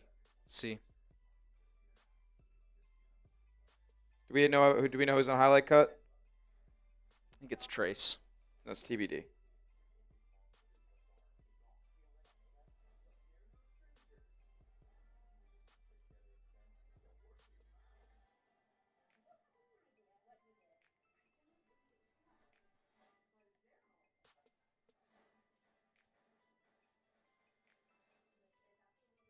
All right. Should look through some Dailyn Mitchell stuff real quick. Guys, let's not be too dramatic here. This It's a is second round pick, guys. It's a second round pick. Do we have no ceiling stuff on him? Yeah, we have a quote. Okay. Whoa! Isaiah Stewart got traded to the Grizzlies. Really? Yeah. For just 3 future seconds. 3 second-round picks. For Isaiah Stewart. Yep. Beef stew and Cam Boozer. Okay. I like that. They're cooking with something. He's born to grit and grind. Born to grit and grind. Yeah. He is a very Memphis player. Yeah, I'm surprised the Celtics weren't able to get in on the salary dump because they have like a trade exception that can fit him in. Interesting.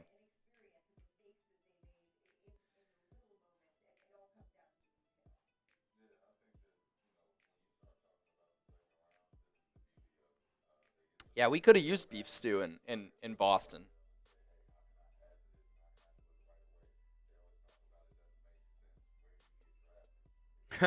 See, Celtics blog tweeted that you're right. Because sometimes you can't have enough Jordan Walshes. The Celtics select Dylan Mitchell.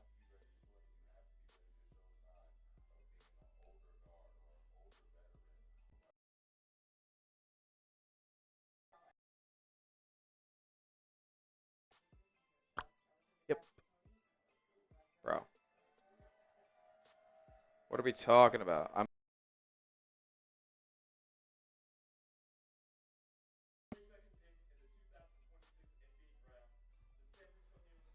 All right. Gillespie to the Spurs. I don't even know if that's a Spurs pick. I don't think it is. How are we looking on our streams? We good? Yeah, for now. Okay.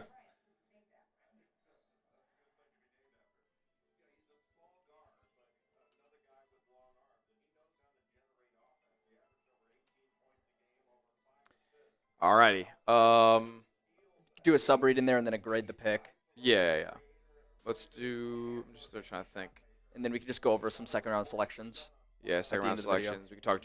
Honestly, you could just throw me full screen in there, or you have Jaylen Brown big cam in there. We can just throw up for the tail end of the video. Let me go grab it. You could just find one in there and then just write Jaylen Brown's name, capital G, capital B.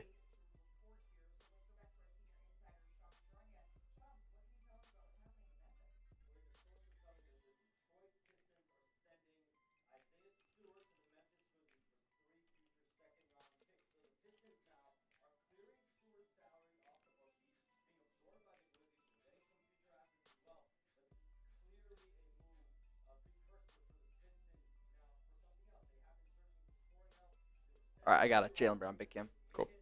Just do that at the end of the show. Cool. Let me communicate that highlight cut's about to start. Yep.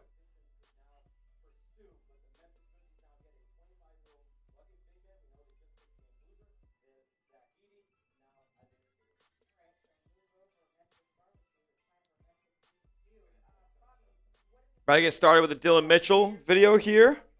So stick around. We'll keep talking Warriors. They're going to be up, I would assume, very shortly by the time we're all done with talking about this. Probably be around close to pick 50. So C's fans, lock in. We're about to break down all of what you need to know about Dylan Mitchell here. I'm also going to open up the No Ceilings draft guide because I want to see what there's some good things to say about him.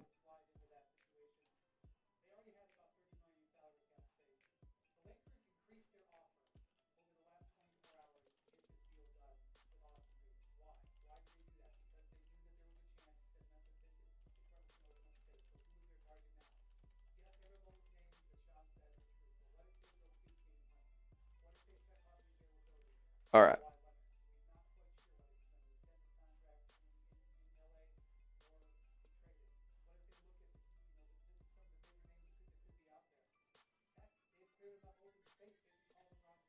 Why can't I fucking put this in the...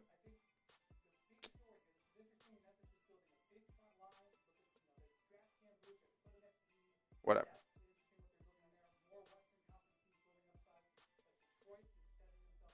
That's how we do it. Okay.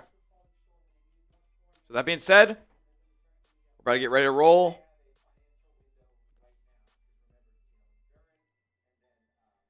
And where's the shades of for him?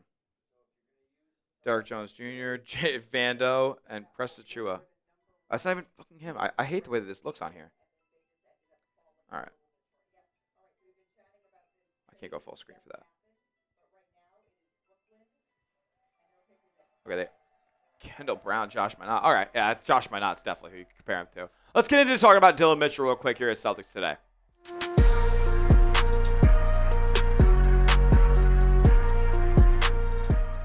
With the 40th pick in the 2026 NBA Draft, the Boston Celtics select Dillon Mitchell, big wing forward out of St. John's. You're watching Celtics Today by Chat Sports, presented by Prize Picks. I'm your host, Tyler Smith, and we're here to break down in full the Celtics selection of Dillon Mitchell at 40th overall. Going to give you our instant reaction to it, what we think about this pick, and how he fits in to what the Boston Celtics want to do. We'll talk more about the NBA Draft and the Boston Celtics in general toward the tail end of today's show. Before we get started, what is your one-word reaction to the Dillon Mitchell pick at 40? Let me know down in the comment section, just one word, how you reacted to the C's taking the St. John's product. Formerly at Cincinnati, he's 6'6" 3/4, going to be listed around 6'7", 6'8", once he gets to the NBA. 22 years old. He's been in the college level for a while. One of the top transfers coming over when he did go to St. John's. But I'll tell you guys what. This guy is not much of an offensive producer. 8.3 points per game, but it was not pretty. Most of his action coming at the rim for the most part. He is a hustler, though. He'll go out there and grab you boards. Like he makes decent enough reads. Where you're really going to get your money's worth, though, is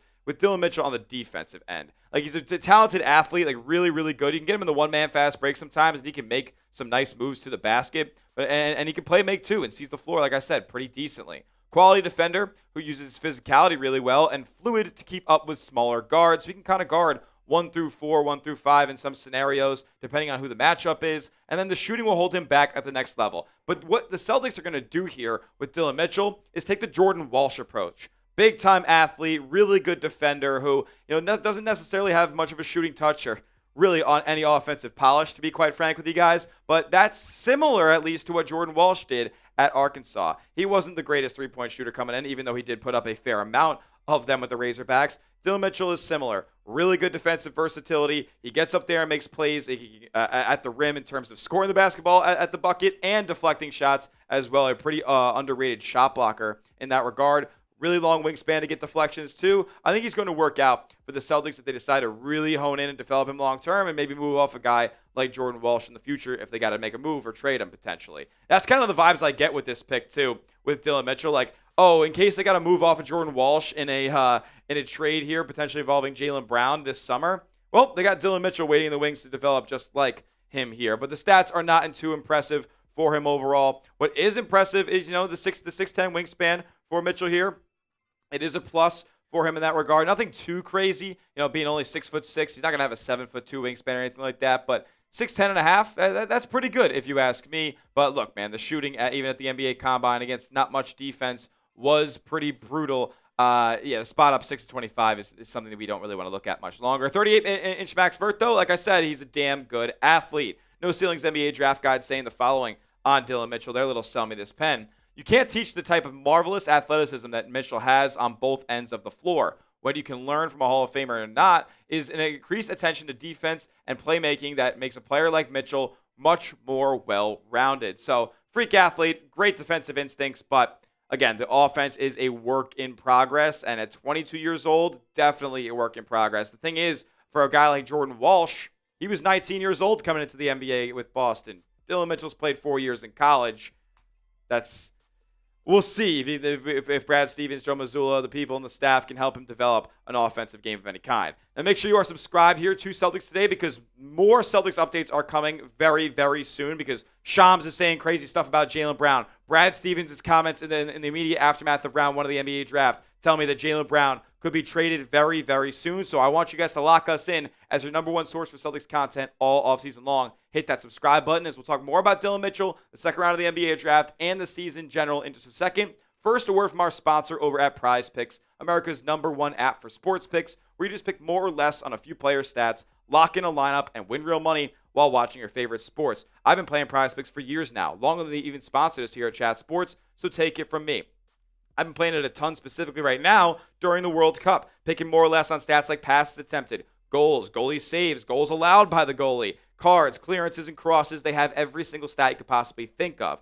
Also, you can combine those stats with MMA stats, baseball stats, golf stats, whatever else is on the sports calendar. You can get involved on Prize Picks. And one thing I love about the app is their brand new social feeds feature where you can share Prize Picks with your friends and copy lineups with a single click. You can even follow me on the app at Tyler J. Smith to see some of my lineups, including this one. That we got some World Cup soccer and some WNBA. We got my guy Vinicius Jr. to go out there and score more than half a goal. It's a demon pick, which increases my payout, but it's tougher to hit. And then 2 picks in the W. We got Caitlin Clark on more than points and Angel Reese on more than rebounds. You can take my picks or fade them. Just do it at Prize Picks. Download the app, and new users are getting hooked up with $50 in lineups instantly if you sign up and use our code HMA and then play your first $5 lineup. That's code HMA when you sign up. You play your first $5 and $50 is deposited into your account in lineups instantly with Prize Picks. The link to download the app is clickable in the comment section and description of today's video.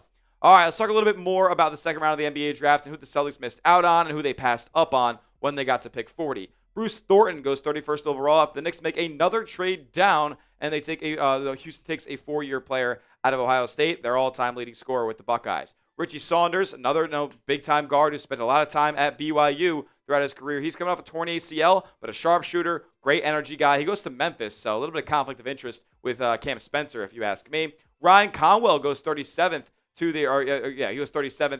the Miami Heat, where, look, they go out there and make a trade with the Oklahoma City Thunder. They need more scoring off the bench, and he may be able to contribute as a player who was in college for a while. Braden Smith goes 38th to the Pacers. Like kind of a smaller TJ McConnell. I'm not sure about this pick and his ability to translate to the next level.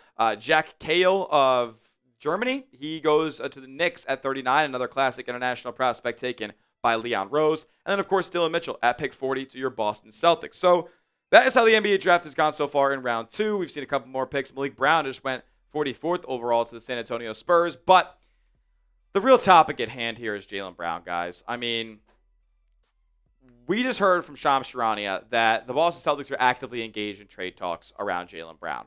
Brad Stevens said in his press conference after selecting Chris Cenac at 27 that Jaylen's a big part of us, but I don't want to predict the future. Like, he was saying a lot of nice things about Jaylen Brown, except for the fact that I won't trade Jaylen Brown. Constantly, year after year after year, the messaging from Brad Stevens has been, we're building this thing around Jaylen and Jason.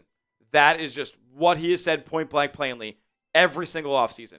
This time, he's not saying that. Now, some people believe that a rumor, or not, I guess a rumor, that Jaylen Brown himself has requested a trade and are keeping it quiet behind closed doors, not public at this time. Because, Jaylen Brown does love the Celtics at the end of the day, but he just maybe feels like it's time to move on, but still wants them to get the maximum value back for him. So that's really where we are at this point with Jaylen Brown and his future. Like, Brian Windhorst is going on there and saying like he would think that Jaylen Brown has played his last game in a Boston Celtics jersey. Now, we will have another video coming out very, very shortly tomorrow talking about all the latest Jaylen Brown rumors because, look, man, it could be the end of an era in Boston, and I'm not too happy about that, of course, considering you miss out on Giannis. What type of package are you going to get back for Jaylen Brown now that you've missed out on that? And the secret's out that maybe his value isn't as high as some other people may think it actually is. But looks like a Jaylen Brown trade could be imminent here over the next few days or weeks. That's why you guys subscribe, and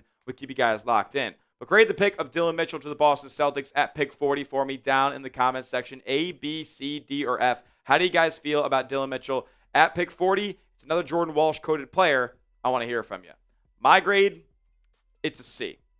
It's a C for Dylan Mitchell. I thought they needed to address the guard position, but I'll also admit that the guard position was not super deep once they got to this point in the NBA draft. Maybe there was a reason that Braden Smith was traded up for. The Celtics couldn't go out there and get him. Jacoby Gillespie's a name they passed on. Emmanuel Sharp's a name they passed on. And they didn't go after Jaden Bradley either. Malik Thomas was a player who went before them.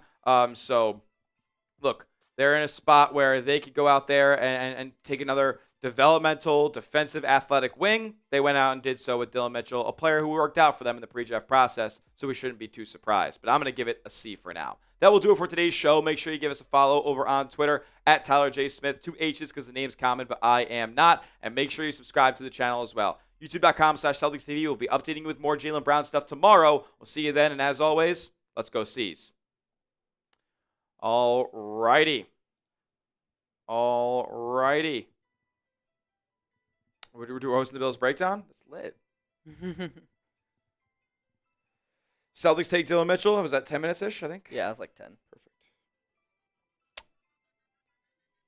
You want to put it in the chat, or do you want me to do I'll it? put it in the chat. Okay. All right. we can kind of get back into the swing of this draft. Yeah. See what we kind of missed.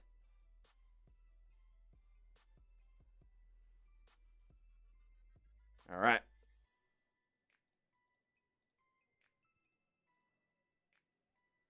So these were the last few picks. Otega Owe, Jacoby Gillespie, Tyler Bilodeau, Malik Brown.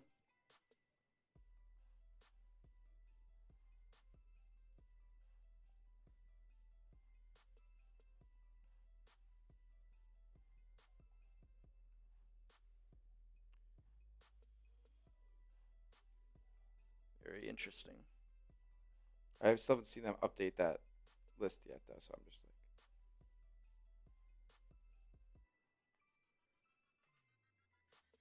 Very interesting.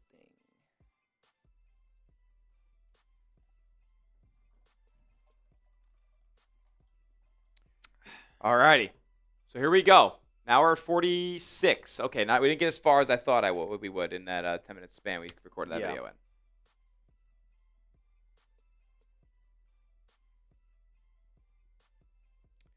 Second round of the NBA draft. I'm just focused on Jaylen Brown.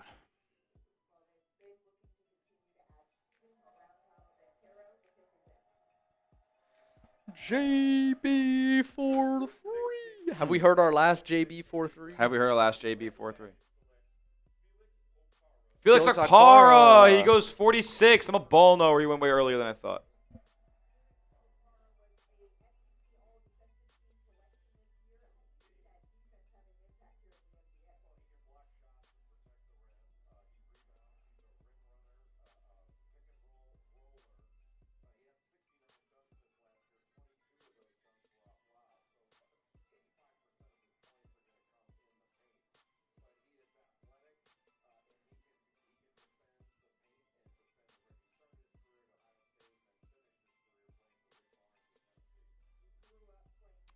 Felix Okpara. Felix Okpara, athletic, around the rim, big, from Tennessee.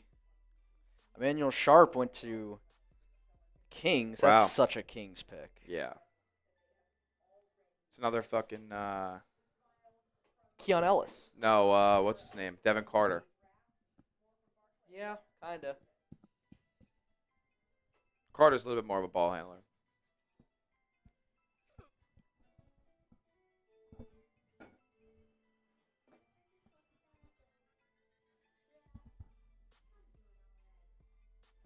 Henry Vasar would have had at least $5 million to go back to UNC. Is it too late? Yeah. If he doesn't get drafted, it's too late? I guess that's, with the way that college basketball looks, I guess not, right? Mm-hmm. Number 44, Malik Brown went over him. That's kind of crazy. They picked another center.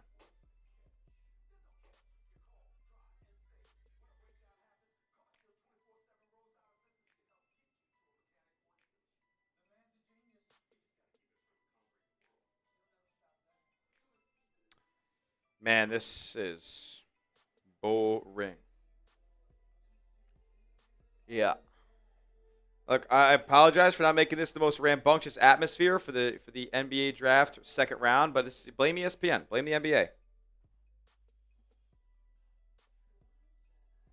It's so slow.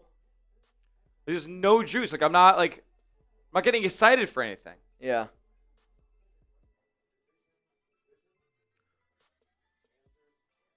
All-time bad event. I want to just start scripting my Jaylen Brown video because that's where I think we should just do that over grades. Over grades? I mean, maybe. I know that draft grades are probably gonna do good, but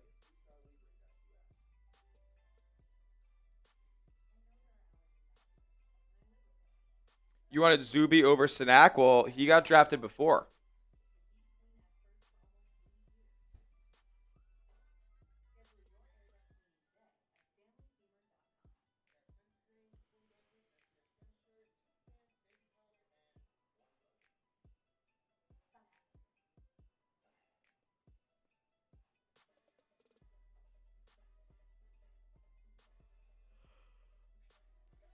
We're gonna do grades and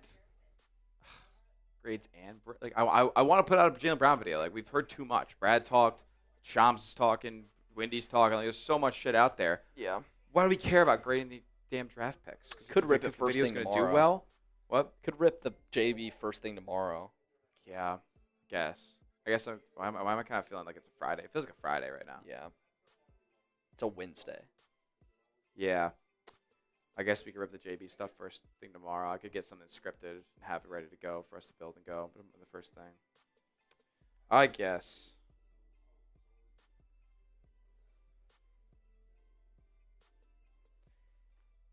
Ugh, it's such a bad thing to be going on because like he hasn't gotten traded, but there's like crazy hot intel about it right now. But it's during the NBA draft and there's protocol and all that stuff. It just needs to happen. Just happen, bro.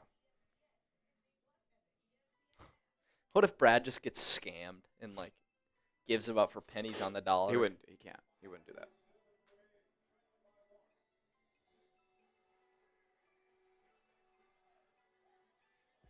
Four-team deal. Celtics get Jamal Murray, Rudy Gobert, Trey Murphy, and Zeke Naji. Nuggets get Jaylen Brown. Timberwolves get Derek White, and the Pelicans get 4 firsts.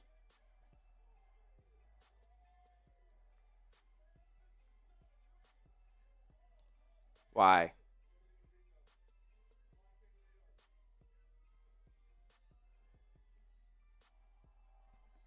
You're like, get that off my screen. Like, I can't. The Knicks are picking here? I doubt this is their pick. Who's the go to the draft order. We have it correct. Who's picking right now?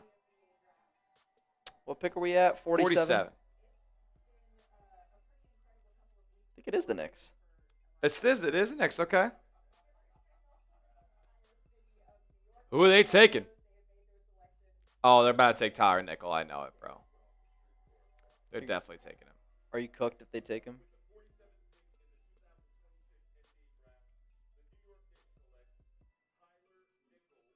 I actually just predicted it. I did not get spoiled. I did not get spoiled, bro. Look at this guy. Watch this guy shoot the basketball. Splat. Is he tough? Super tough.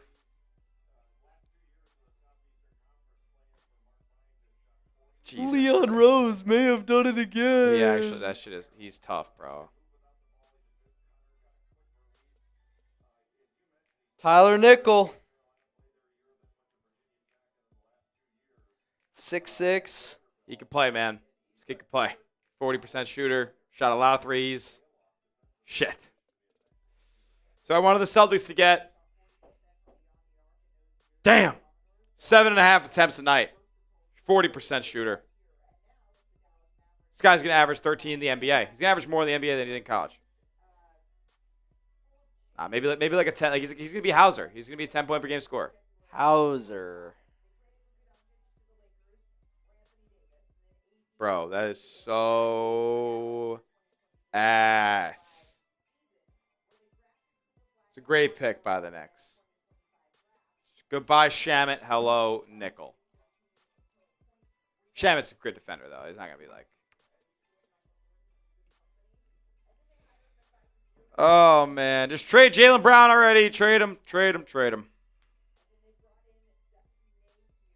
This saga is going to go on all summer, isn't it? Probably.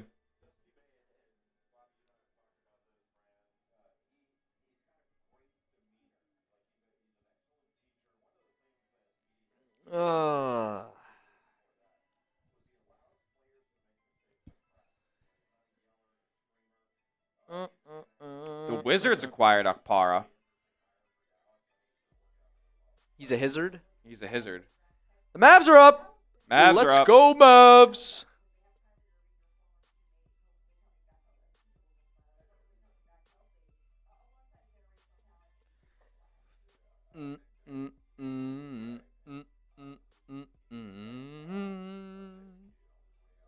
Start spreading the news.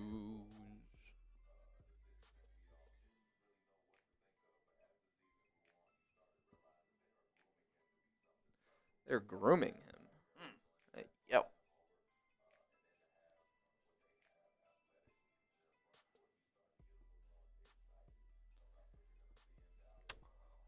JB Saga will take forever, and he'll probably end up staying.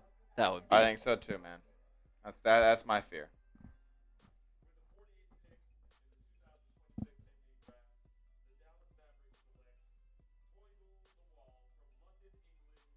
You drafted a Brit. Who? Toby Lawal. Who is that? Toby Lawal. We're going to watch the tape right now. Oh, he actually played college? Yeah. Oh, my gosh. Yo, we got a steal. 45-inch vert. Give me that. Holy 40-inch smokes. standing vert is crazy. Toby Lawal. 6'10" wingspan. Okay. That's Dusty. Dusty. And Masai. Toby Lawal. Grade the pick. Grade the pick. I'll give it a B. Okay. Just He's off there. the vert. See what he says. Didn't pick up a basketball until he was 16. Okay. Yaxel coded. Magical. Obviously, he's Tuesday in it. Follow that tune. Follow that tune. Lost my jam. Just being versatile. Versatile. Versatile bigs. Toby Lawal.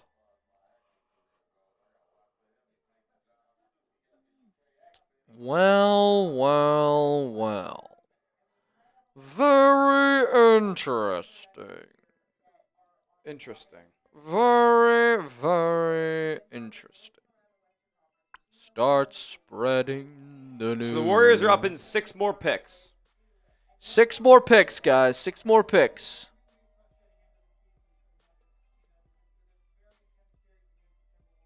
Is this actually, I mean, we got 20 more. No.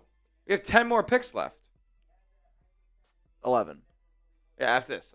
10 more picks after this. Is this really going to go another hour and a half? Maybe just another hour. I think it's another hour. This thing will be done by 9:40. It's a trade. Orlando, Milwaukee. Uh-oh. Orlando, Milwaukee have made a trade.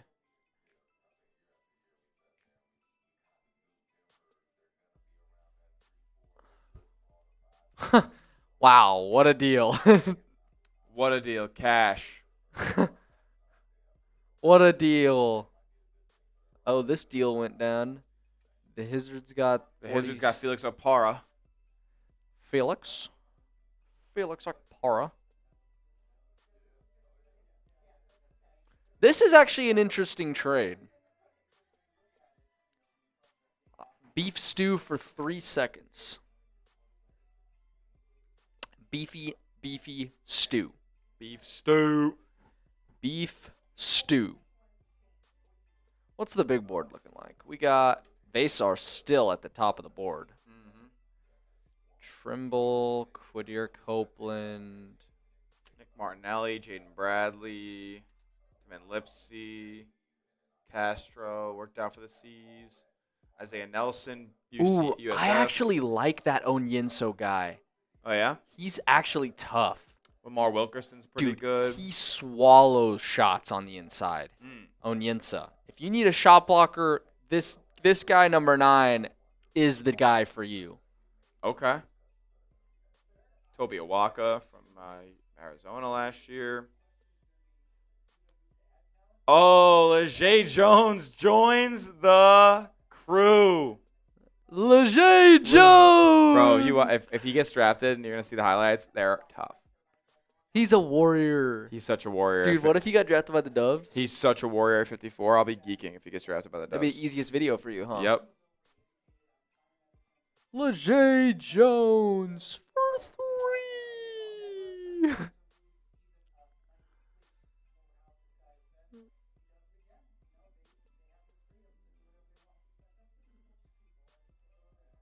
Start spreading the news.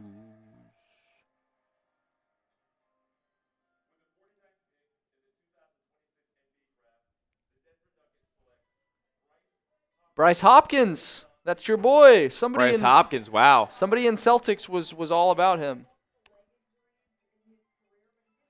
Bum bum ba-da-dum, bum bum ba-da-da-da. Start spreading the news. I'm leaving today.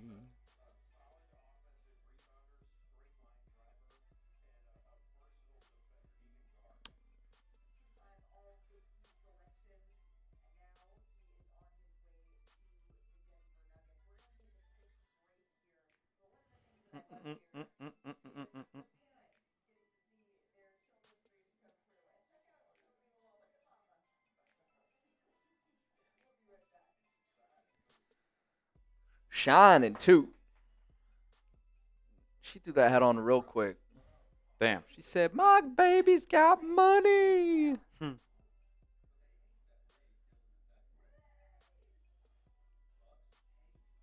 Raising an NBA baby has to be a top tier feeling.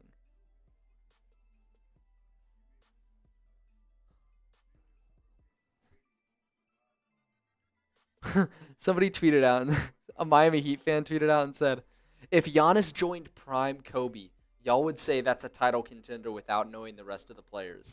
Now when Giannis joins a player, a better scorer than Kobe, they are apparently a play-in team. Make it make sense." Bruh. Bam dropped 83. Warriors about to get Henry. Dude, what if the Warriors got Henry Vassar? I feel like that's actually a pretty good move. It's actually a good move for them, I think. Yeah. Maybe he's got the promise from them. Ooh. And he's like, "Don't draft me. I want to go to Dubs." That's what Brett Siegel reported. Not for Warriors, but he says he has a promise from some team. That Vassar does? Yes. Okay.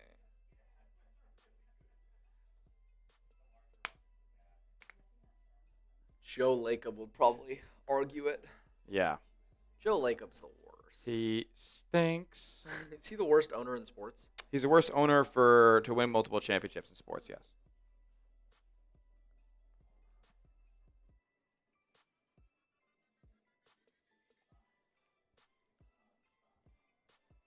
Did the Celtics already pick? Yes, they did pick. They did pick Dylan Mitchell.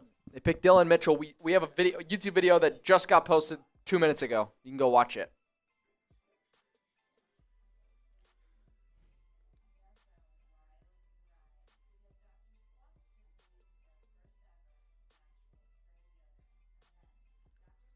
Gosh, so many ads, man. Crazy.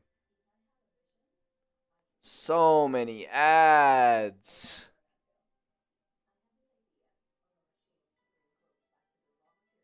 It's ridiculous.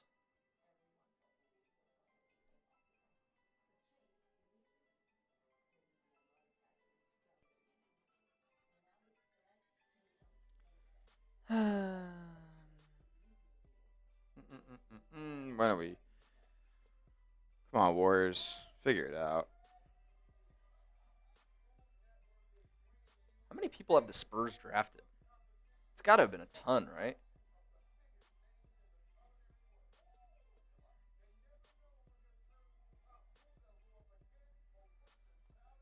The Spurs had 4 draft picks this year. Quaintance, Tarris Reed, Jacoby Gillespie, and Malik Brown. Oh, yes, they took Gillespie. Okay. 3 bigs. Kings got Acuff, Karaban, and Sharp. Sharp. Interesting. The Wizards got Dybantsa and Okpara. OKC got Mara, Stirtz, and Owe. Okay. Knicks got Jack Cale and Tyler Nickel. We'll see what they do.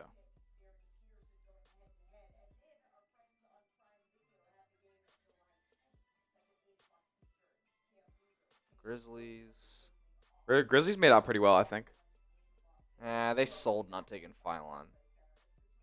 Yeah, he probably should have took Philon. They should have took Philon. Nuggets got Brazil and Bryce Hopkins. Jaden Bradley's going 50 here. Jaden Bradley. Yeah. That's a very Raptors pick.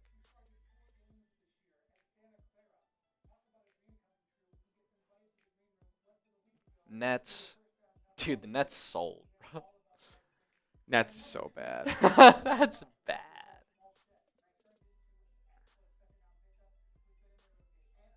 That's just not good, dude. Celtics, Chris Cenac and Dylan Mitchell. Their draft is done. We have a trade.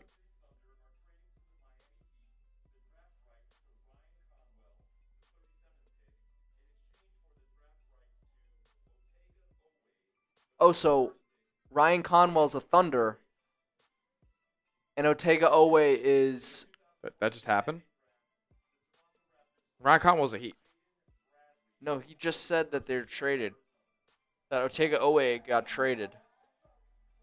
Oh, I don't see that yet. Shams didn't tweet that out. That's what Mark Tatum just said.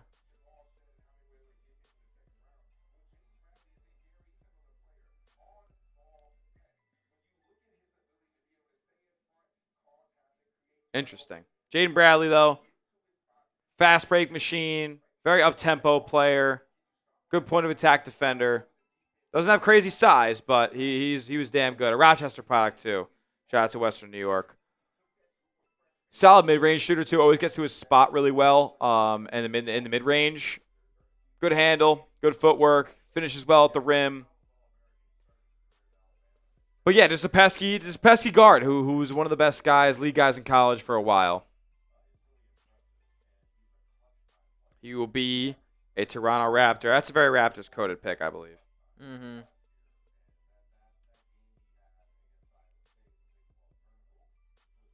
Kind of like Jamal Shed for them. Yeah.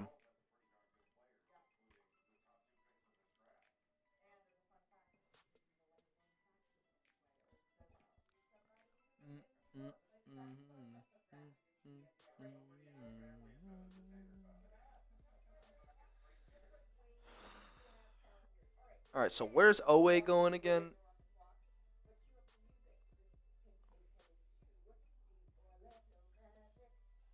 Orlando Magic. Orlando Magic. Oh, Orlando Magic. Orlando Magic. Orlando Magic. Whoa.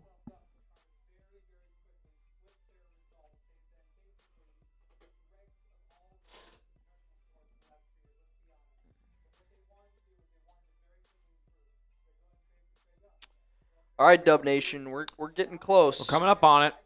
3 picks away.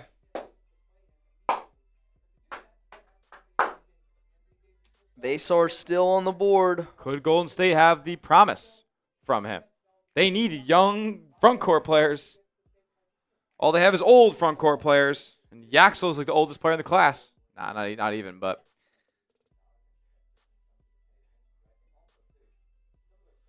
Orlando Magic. Orlando Magic.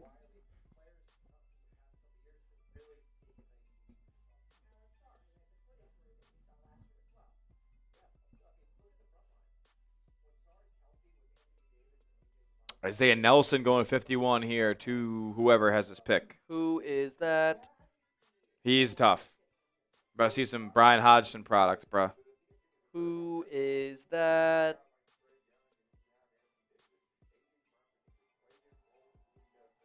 Isaiah Nelson from South Florida. 16 and 10 last year with a steal and a half.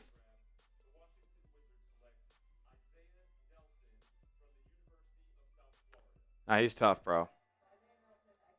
16 to 10 every single game. Watch this guy. Like he's the demon. I was watching this game. Hey.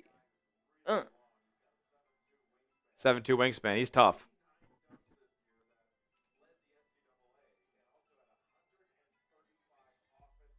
Just a big time rim runner. Generates extra possessions. Good player, man.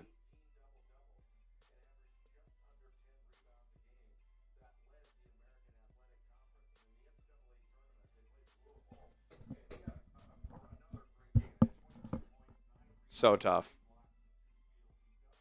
So trade to Orlando, he'll be in. He feels like an Orlando Magic. The Magic have a grit and grind group now.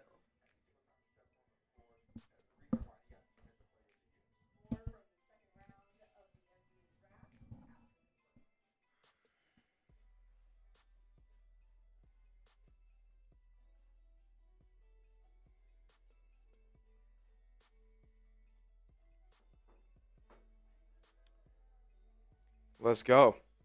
So we got 2 picks left until the Warriors are drafting. And this is who's on the board. Top 10 players available per our guy Rolly. Henry Vasar, his 32nd best player. I mean, we're at pick 52 here now. Maybe Henry Vasar was telling teams not to draft him. Golden State's got an opportunity to give him some real opportunity in year 1, man. I mean, Porzingis, Horford, when can you count on the health of them? Quentin Post finished the season hurt. What does his future look like in Golden State? I mean, there's opportunity in that front court if you're Henry Vasar. So we'll see if that's the route they go. I mean, the closer we get to the pick and him not going from a lot of these teams, it makes me feel like he is going to be the selection for the Warriors. What do you guys think? If you're hyped for the Dubs pick, type me. Let's go. What's good about after the Warriors pick, it actually will be really close to the NBA draft, like the finish of the draft by the time we're done. After we finish our cut, it's pretty much over. Yeah.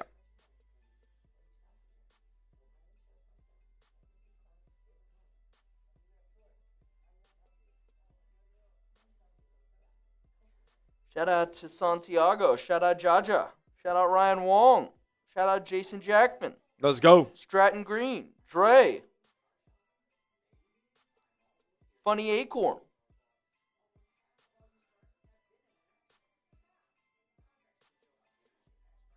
No, Raider Nation, our pick is 54, not 52. Yes, Vasar is still available. Vasar is still available. He could be a dub. Could be a Warrior here. One more pick to go. 2. 2 more, yeah. Onyenso looks mean. We need mean. Dude, Onyenso's nice. I'm telling you. I'm vouching for this Onyenso guy. He's good. Go watch some Onyenso block party highlights. Dude, he packed Cam Boozer like 4 times in a row in the ACC championship game.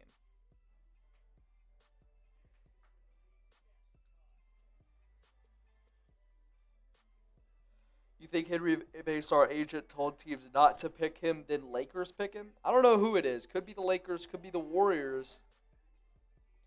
But there is definitely something fishy going on with the way he's fallen so far. It's a little bit fishy. Or will the Dubs take LeJay Jones?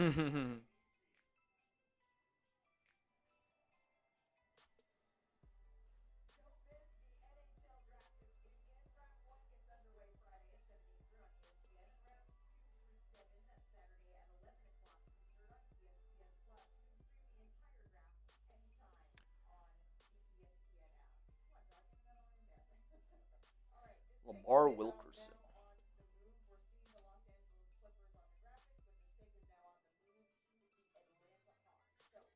We got 434 people in the building right now. If you guys are just joining, like the stream. Let's go. 52nd overall pick coming up. And there's That's a trade. To the Hawks it goes.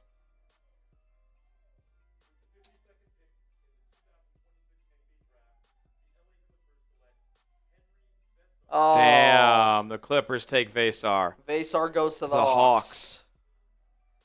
Wow. Dang, no. No Vasar for the Dubs. So now I have no idea who they're going to pick. Who are they going to take? Unbelievable.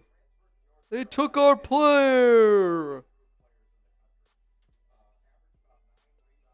What's up, CRF?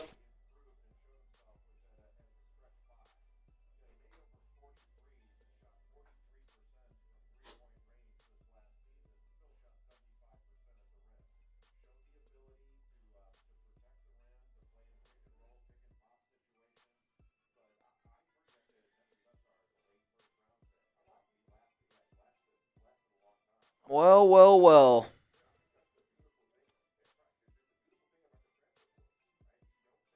Oh, it's the Knicks. The Knicks are at 53.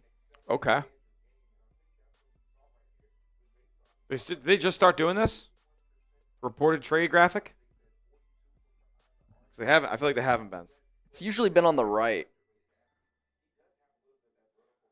So if we look at the next 4 picks here, it's Knicks, Warriors, Rockets, then Lakers.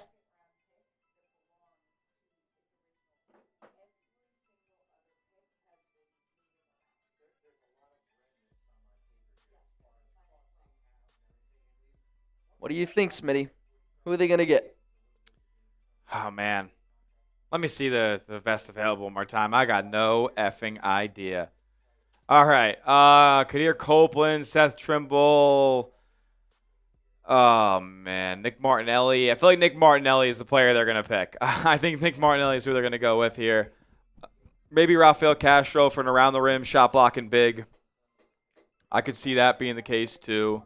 Do they go Lipsy for the true, facilitating guard? Maybe. They need more players who can just dribble and pass the basketball. So that could be in the cards. Lamar Wilkinson can score off the dribble. So there's some names here for Golden State they could go after at pick 454 here. They've hit on this pick in the past, man. Quentin Post, Will Richard.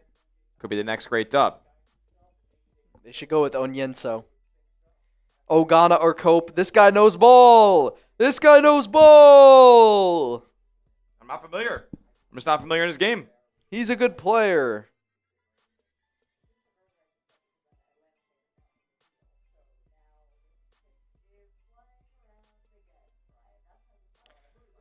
Spam up the me's if you're hyped for the Dubs pick. Spam those me's. We got even people in Celtics spamming the me's. Let's go. 461 people watching Dubs right now.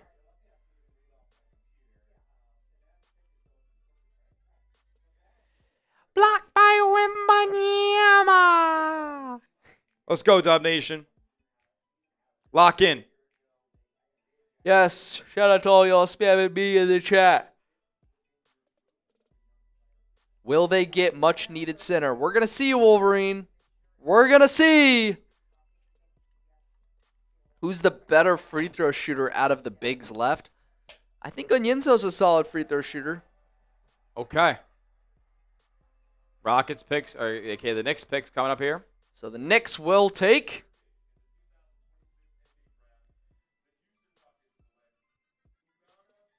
No, the Knicks stole him. The Knicks stole Onyenso. Oh, no. No, dang it. This is horrible.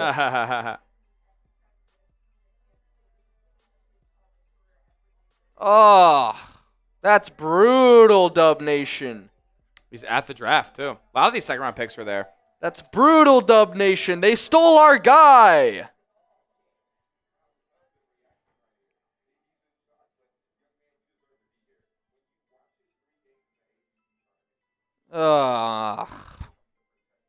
He's Mitchell Robinson's replacement. Yeah. He literally does exactly what Mitchell Robinson does. Let's see some tape. Out of Virginia, 6'11", 236. This guy swats sends shots back. He looks huge. He's massive. Give me that. Spiking shots there. I think that was at the Garden.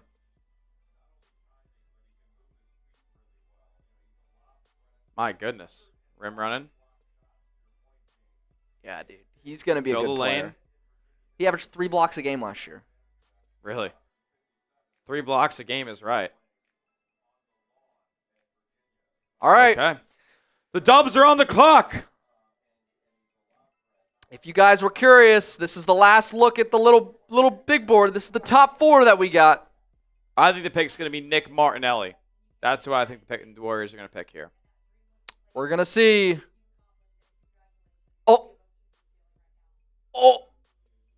Oh my goodness. There's no way. Well, we might as well just run it. We might as well just run it. Oh my goodness! Yeah!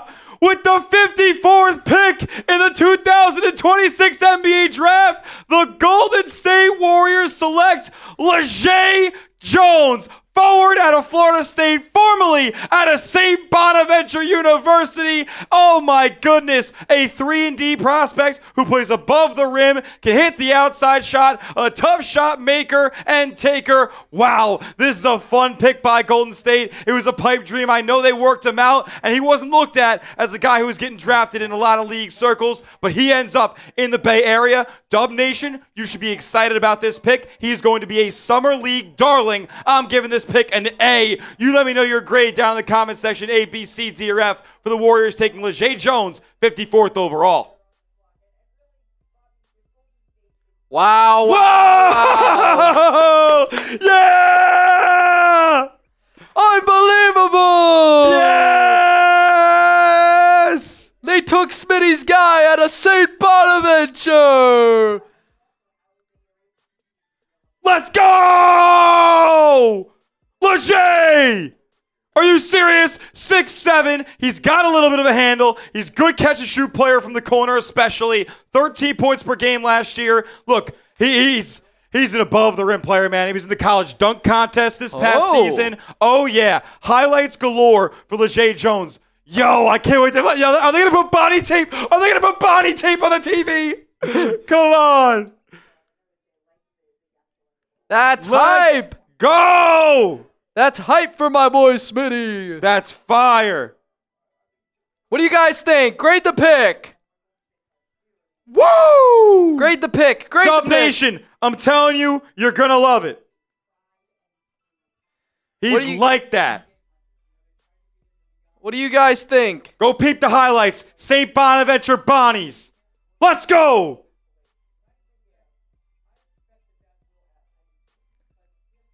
No Bonnie's tape? Well, they haven't announced it yet. Oh, they haven't announced it on the TV. That's lit. Lejay Jones. That's lit.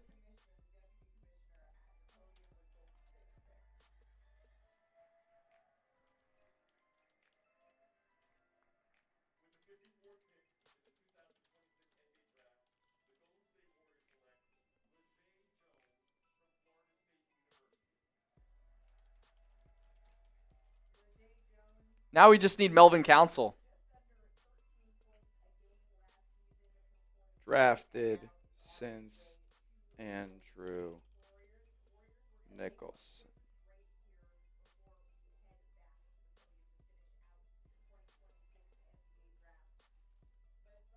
Let's go. That's hype.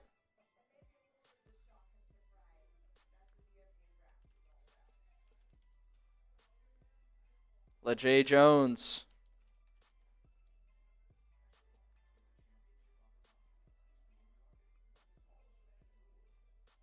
I'm sure you could talk about this guy all day. I could talk about him all day.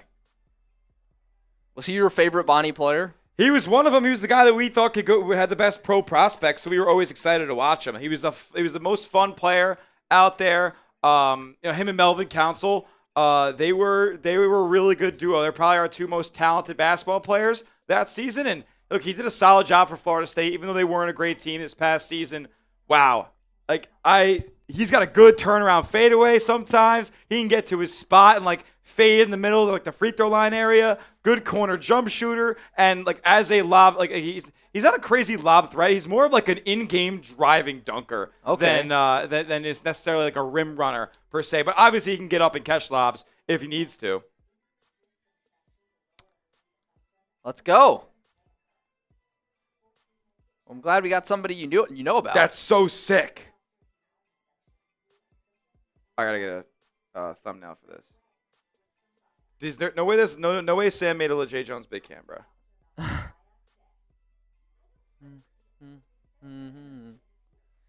We back. Should I put two Lejay Jones photos, one in St. Bonaventure, one in Florida State? Just on there? do only St. Bonaventure. Oh my god. Should I do it? You should just do St. Bonaventure photo, yeah. Yeah, why not? Lejay Jones. Yo, he's tough. Okay, you think he's actually going to be a rotation player? I think he's got a chance, bro. He's a guy.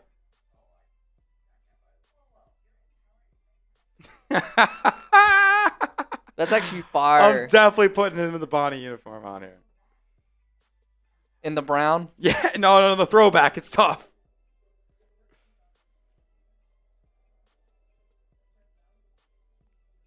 It's almost like they knew you host the Warriors. Yeah, they want to throw me a bone there.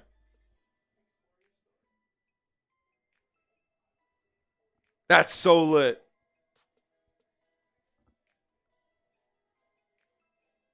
Dub Nation, we're about to get right into the LeJay Jones analysis. We're going to rip a video on him.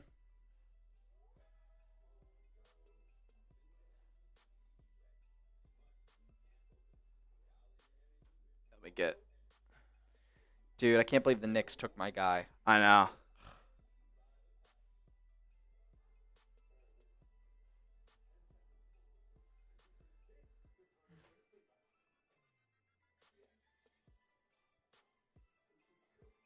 Somebody said he is Kobe.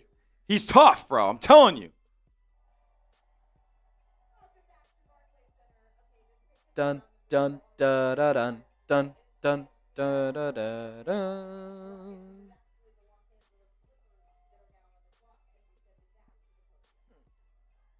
The Knicks again? Oh no, it's the Rockets.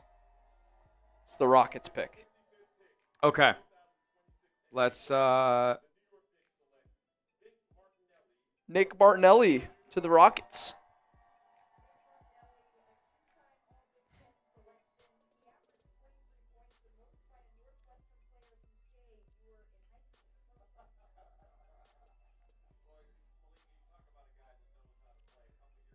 Should I just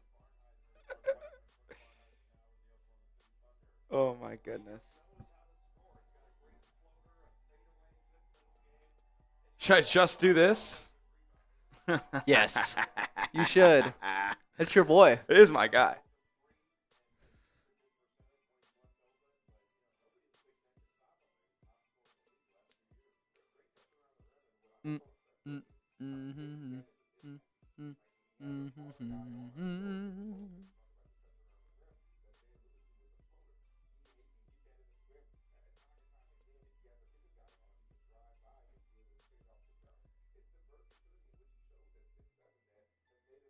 Yeah, I'll just put like Mike Dunleavy on there.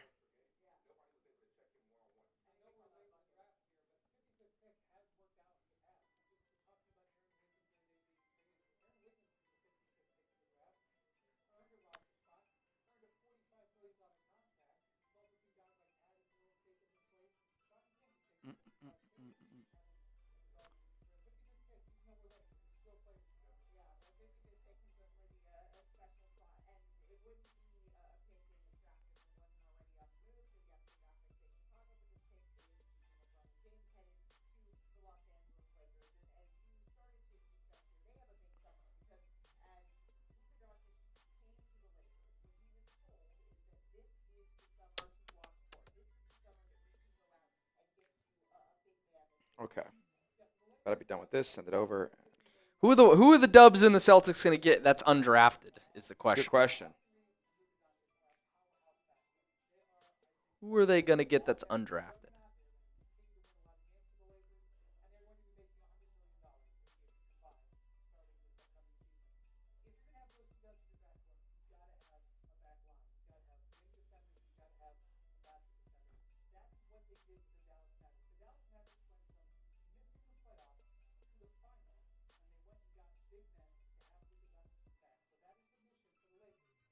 Okay.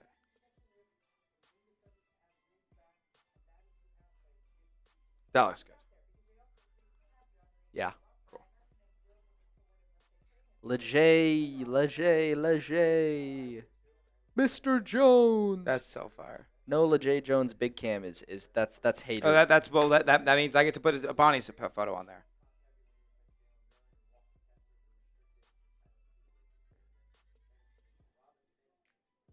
They don't even have a quote for him. Yeah. Well, I'll be able to. I'll throw quotes for him. Don't worry. Okay.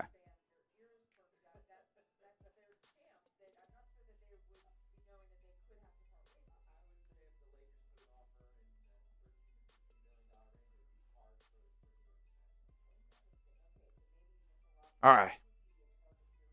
Same deal. I'm going to actually find him in the No Ceilings Guide, too, see what they say about him. Is he on here?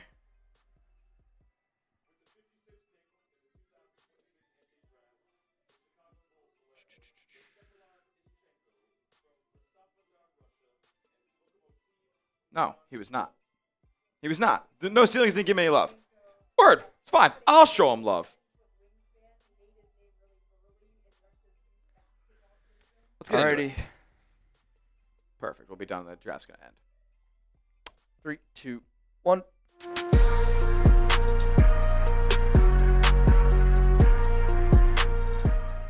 With the 54th pick in the 2026 NBA Draft, the Golden State Warriors select Lejay Jones, forward out of Florida State and also formerly out of my alma mater, St. Bonaventure. You're watching Warriors Today by Chat Sports. I am your host, Tyler Smith, and we are presented by Prize Picks, here to break down in full the Warriors' selection of Lejay Jones, 54th overall. I'll tell you guys right now, spoiler alert, I think this is an awesome pick for Golden State, and you're going to definitely love him during Summer League at minimum. What is your one-word reaction to the Warriors selecting Lejay Jones at 54? Let me know down in the comment section what your one word is. Just plain up one-word reaction to the 54th overall pick, second-round selection by the Dubs. Lejay Jones comes in here out of Florida State most recently, but began at the JUCO level and then moves on to St. Bonaventure back in 2024-25, and then ends up transferring up into the Power 5 level in the ACC to Florida State. 6'7", really long wingspan on him here, and he just does a lot of stuff for you on the offensive end, but obviously offers great versatility defensively with his size, athleticism, and frame. 13 points per game last year, 6 boards, and he's got a solid athletic profile. He was in the college dunk contest this past year. Good overall footwork, too. I mean, in terms of when he puts the ball on the deck and tries to get to his spots in the mid-range, he does a really good job there at staying square to the basket. And he's a good, tough shot maker and taker at the college level. Physical defender who can handle quicker players, too, so he can guard, ones, twos, threes, maybe even some fours that are a bit undersized. Solid shooting mechanics, but the results aren't there yet. Like the percentages for him have not, been what people have wanted from Lejay Jones. I mean, if this guy was shooting 37% from three-point range this year, he may have been a first-round pick. I'm that serious about how good this player is. The first time we watched him play, myself and Nick Roloff of the Heat Report here at Chat Sports, he's a former St. Bonaventure alumni too, and we all said, okay, this kid may have a chance at going pro, and now he's drafted to Golden State. 13 a night last year and 30 minutes a game for the Seminoles. Nearly 6 boards, a steal and a block a game. He makes defensive plays on that end, but the efficiencies just weren't really there. I think in a Warriors system who we know shoots a lot of threes, they're going to have him working. They're going to get that mechanic down, and he's going to be a pretty efficient three-point shooter at the next level. I don't think this is going to be a situation for Golden State where, like Alex Tui last year, where we never see him in a Warriors uniform. I actually do believe he is going to be a facet of this rotation at some point. Like, imagine if Guy Santos could, throw down a windmill between the legs dunk. Like that's essentially what we're getting here with Lejay Jones, and he can knock down the outside shot and makes good decisions and probably a better overall shot creator than a guy like Guy Santos is in Golden State at this point. With that being said, make sure you subscribe to the channel. This is why you subscribe. When Warriors news goes down, when they make a move on this roster, like taking a player in the NBA draft, we're bringing you guys a video. And free agency is going to heat up. They're going to pursue LeBron James as much as they can. They're going to pursue some probably big trade targets throughout the summer too. So I want you guys to be locked in. Number one source for Warriors content all offseason is here at Warriors Today. Hit that sub button right now. We'll keep talking Lejay Jones, the Dubs, and the second round of the NBA draft in just a second. First, a word from our sponsor over at Prize Picks, America's #1 app for sports picks, where you just pick more or less on a few player stats, lock in your lineup, and you win real money while watching your favorite sports. World Cup's going on right now. I've been taking advantage of all the fun there is to be had on Prize Picks with the World Cup, when I can take more or less on stats like passes attempted, goalie saves, goals allowed, clearances, crosses, cards, goals plus assists. They have it all on Prize Picks. You can even combine those picks with baseball, MMA, golf, whatever else is on the sports calendar.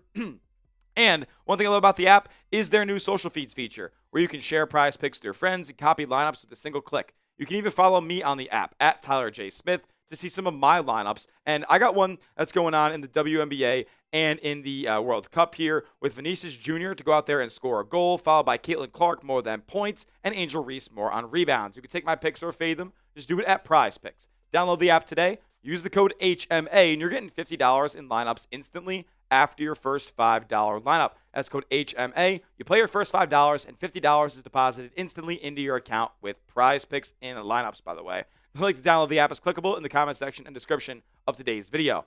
So Lejay Jones, welcome to the Golden State Warriors here. Let's think about the fit that he will have. Good, off-the-ball player, but I'm curious to see how the offensive philosophy actually does switch for the Dubs this year. Remember, bringing back Steve Kerr, they didn't want to run the same song and dance again. So how is he going to factor in? Well, on the wing for Golden State right now, they obviously have Jimmy Butler, sidelined, Moses Moody, sidelined, Guy Santos, and then, who else on the wing for Golden State for the most part? Am I forgetting any names here? I don't really believe that I am. I mean, Yaxel Lendeborg, he's going to play a good bit of, small forward at times for Golden State too. But unless they add somebody in free agency that's an instant impact guy on the wing, they don't really have a lot of guys. Parker, I'm not forgetting any guys on the wing here for the Dubs. Moody's injured, Butler's injured, and then you got Guy Santos. As far as rotation players go, that's it. So we could absolutely expect a name like Lejay Jones if he plays well in Summer League, if he comes to training camp and outplays all the other guys who are fighting for two-way spots and Exhibit 10s and all that stuff. He could be on this roster and maybe in the rotation, the early portion of his rookie season. He spent a lot of time at the college level at this point, rising up the ranks. He's gotten better basically every single season. So, yeah, I'm in on Lejay Jones actually being a rotation player for your Dubs. Let's roll through the second round of the NBA draft here and see how things fell, because there was a player that fell pretty drastically in round 2 that I thought Golden State was a team that gave him a promise of, but they ended up not getting him. He actually ended up going a couple picks before the Dubs selected. At the first pick of the second round, Bruce Thornton was traded up for by the Houston Rockets, big-time scoring guard. Undersized as almighty hell, though, out of Ohio State. Richie Saunders off the torn ACL. He goes to the Grizzlies as a good movement shooter, an energy guy. Then we got Isaiah Evans at pick 33 to the Minnesota Timberwolves. This was also in that trade. I believe this is involving the Julius Randle trade with the Nets and Bulls and whatever happened there. He goes to the Minnesota Timberwolves. Another one of those archetypal 6'5" guards who can shoot it off the catch and maybe play some defense on that end.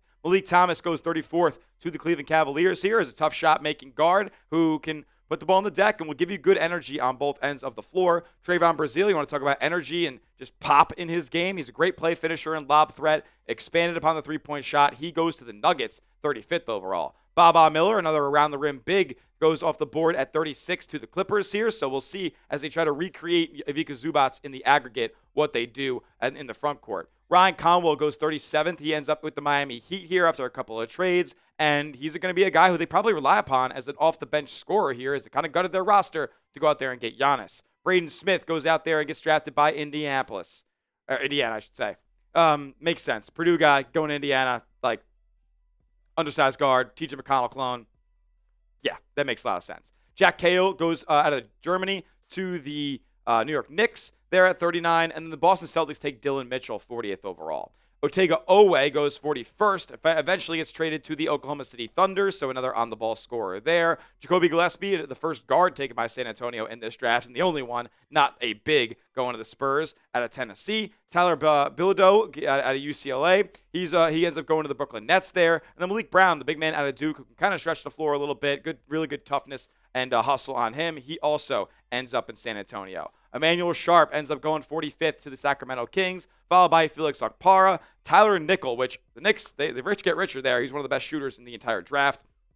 Toby Lawal goes to the Mavericks out of Virginia Tech, followed by Bryce Hopkins out of St. John's, the third player taken from the Red Storm in the NBA draft. First time it's ever happened in the modern era. Jaden Bradley, he goes 50th, kind of a Raptors-coded pick out of Arizona there. Isaiah Nelson, athletic, shot blocker, rim runner, rebounder. He goes to 51 to the Orlando Magic. I like that pick for them. And then Henry Vasar was the player we were kind of waiting on for Golden State, but he goes a couple picks before to the Atlanta Hawks after a couple trades there. And then Ugonna Onyenso, he out of Virginia, big-time shot blocker, goes 53rd to the Pistons. There we get Lejay Jones, 54th overall to the Dubs. And meanwhile, Nick Martinelli, a player I actually predicted would go to the Dubs right before the pick was announced, he goes to the Clippers, followed by Mavericks guy there at 56, and that's where we're at as the time of recording in this video here. But Lejay Jones, you are a Golden State Warrior, man. Good defensive versatility. He's got good three-point mechanics. The percentages will rise, and he plays above the rim, too. Elite athlete. I really love watching him play when he was a Bonnie man, and I'm excited to see him be a Warrior. He could get some big-time opportunity early. Grade the pick of Leger Jones to the Golden State Warriors down in the comments section, A, B, C, D, or F. Let me know what your thoughts are for the newest member of Dub Nation. I'm giving this pick, maybe biasly, an A. Yeah, the Warriors needed more help on the wing. Just no ifs, ands, or buts about it. I kind of didn't realize how bleak things were at that spot. I mean, when you're looking at position groups on this team and Hal Horford and Kristaps Porzingis are not the worst position group that you got, then you kind of have some problems with Jimmy Butler and Moses Moody on the sideline here. So he fills in very nicely. Love the 3-and-D ability. A grade for me. That will do it for today's show. Make sure you are subscribed to the channel, youtube.com/WarriorsTV for the latest and greatest on your Dubs all offseason long. We'll see you guys next time. And as always, let's go Dubs. All right.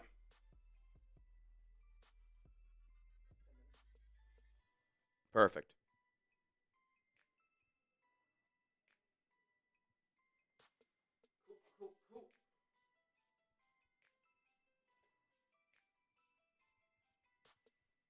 Good stuff.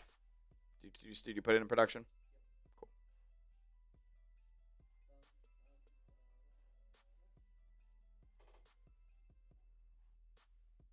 All right, Dub Nation, how we feeling?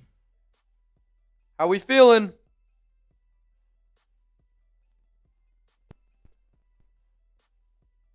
How are we feeling?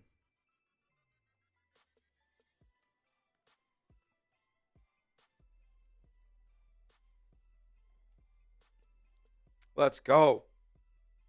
I'm actually getting the Leger jersey. I will absolutely get the Leger. You kind of have jersey. to. It kind of sucks that his last name's Jones. I know. Because it's so basic. Yo, it's so lit. Just a pick cut. Shit, I probably should have did grades too in it, but who cares? I sent you the thummy, right? Yeah. What? Oh, okay. Did you guys get the short that I said earlier? Did you guys get the Leger short? Yeah. It's out. Cool. Bet. Thanks. You're a dude. legend, man. You guys act like this is my first fucking time. This is not your first rodeo. I didn't act like that. No, I was just curious. Well, there was a little bit of miscommunication on, like, we didn't know who was on Celtics. Yeah, we didn't update it, and we forgot to tell you guys. That's okay. While y'all were ending the video, like I had y'all pulled up the whole time, so I didn't miss a beat. I got y'all. We'll get it out as soon as possible. Thanks, Dude, man. all good. What's the post game plan? Grades? Yeah, grades. Okay. We know sign off. Get stuff ready. We can kind of help. Yeah, we're gonna sign off shortly here. As soon as 60's announced, we're signing off, and I'm gonna get some stuff ready. We'll assign. Can we assign some like copy help and whatnot out there, like for that stuff? Yes, I can get somebody on it, but we'll need you to send over grades, like titles and that kind of stuff. Sure. Yeah. Yeah, just add them into the sheet. Okay. I don't even know if we're gonna be putting out grades tonight. Is that the plan for most people? I don't know. Okay. So I'm gonna talk. Once we sign off, I'm gonna talk with some people, and then we'll get a plan going. Player. You hate him. Trey Kaufman-Renz sucks.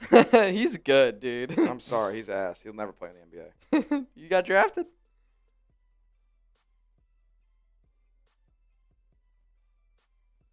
Dude, who did the Mavs draft, bro? Who is that? Vsevolod Ishchenko? What the hell? Guys, how do you pronounce this guy's name? How do you pronounce this guy's name that the Mavs drafted? Vsevolod Ishchenko.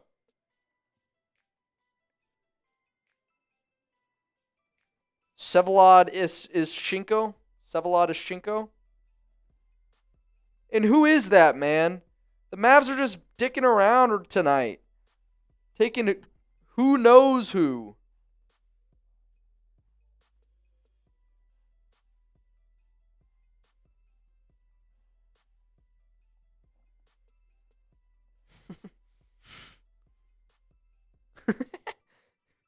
Little horse.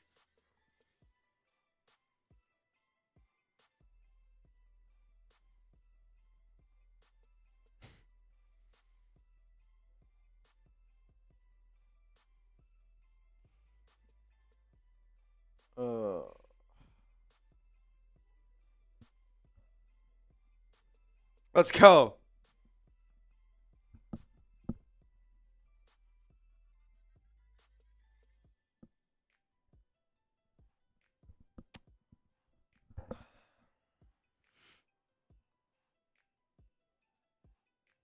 Who is Narcisse Nagoy? Is he a good little Nagoy? That's. Nar- I don't know, man. It probably is Goy. His last name's probably Goy. They usually don't pronounce the N.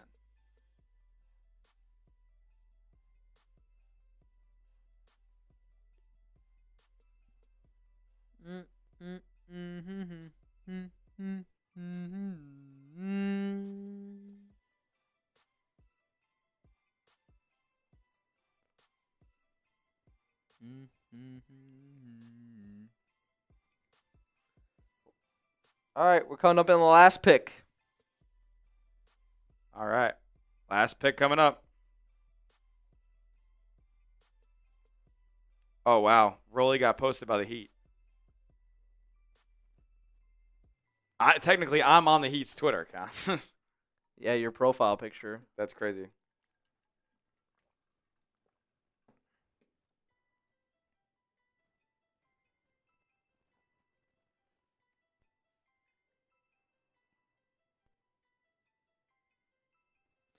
Nick Roloff on the Heat.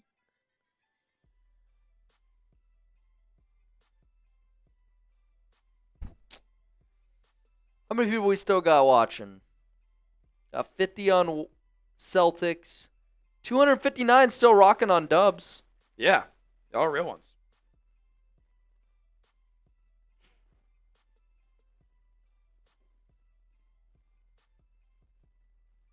Shout out to y'all. Shout out to Papa Robbins. Yeah, shout out to Papa Robbins for making it happen tonight, man.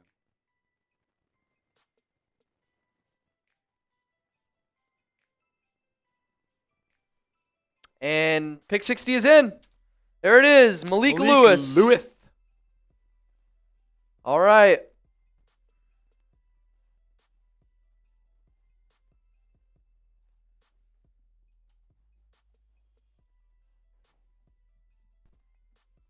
That's just.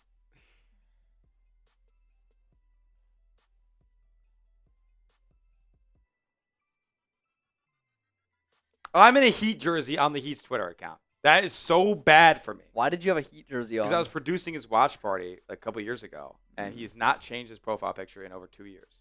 Just because you're on it with a Heat jersey. Yes, that's why he hasn't changed it.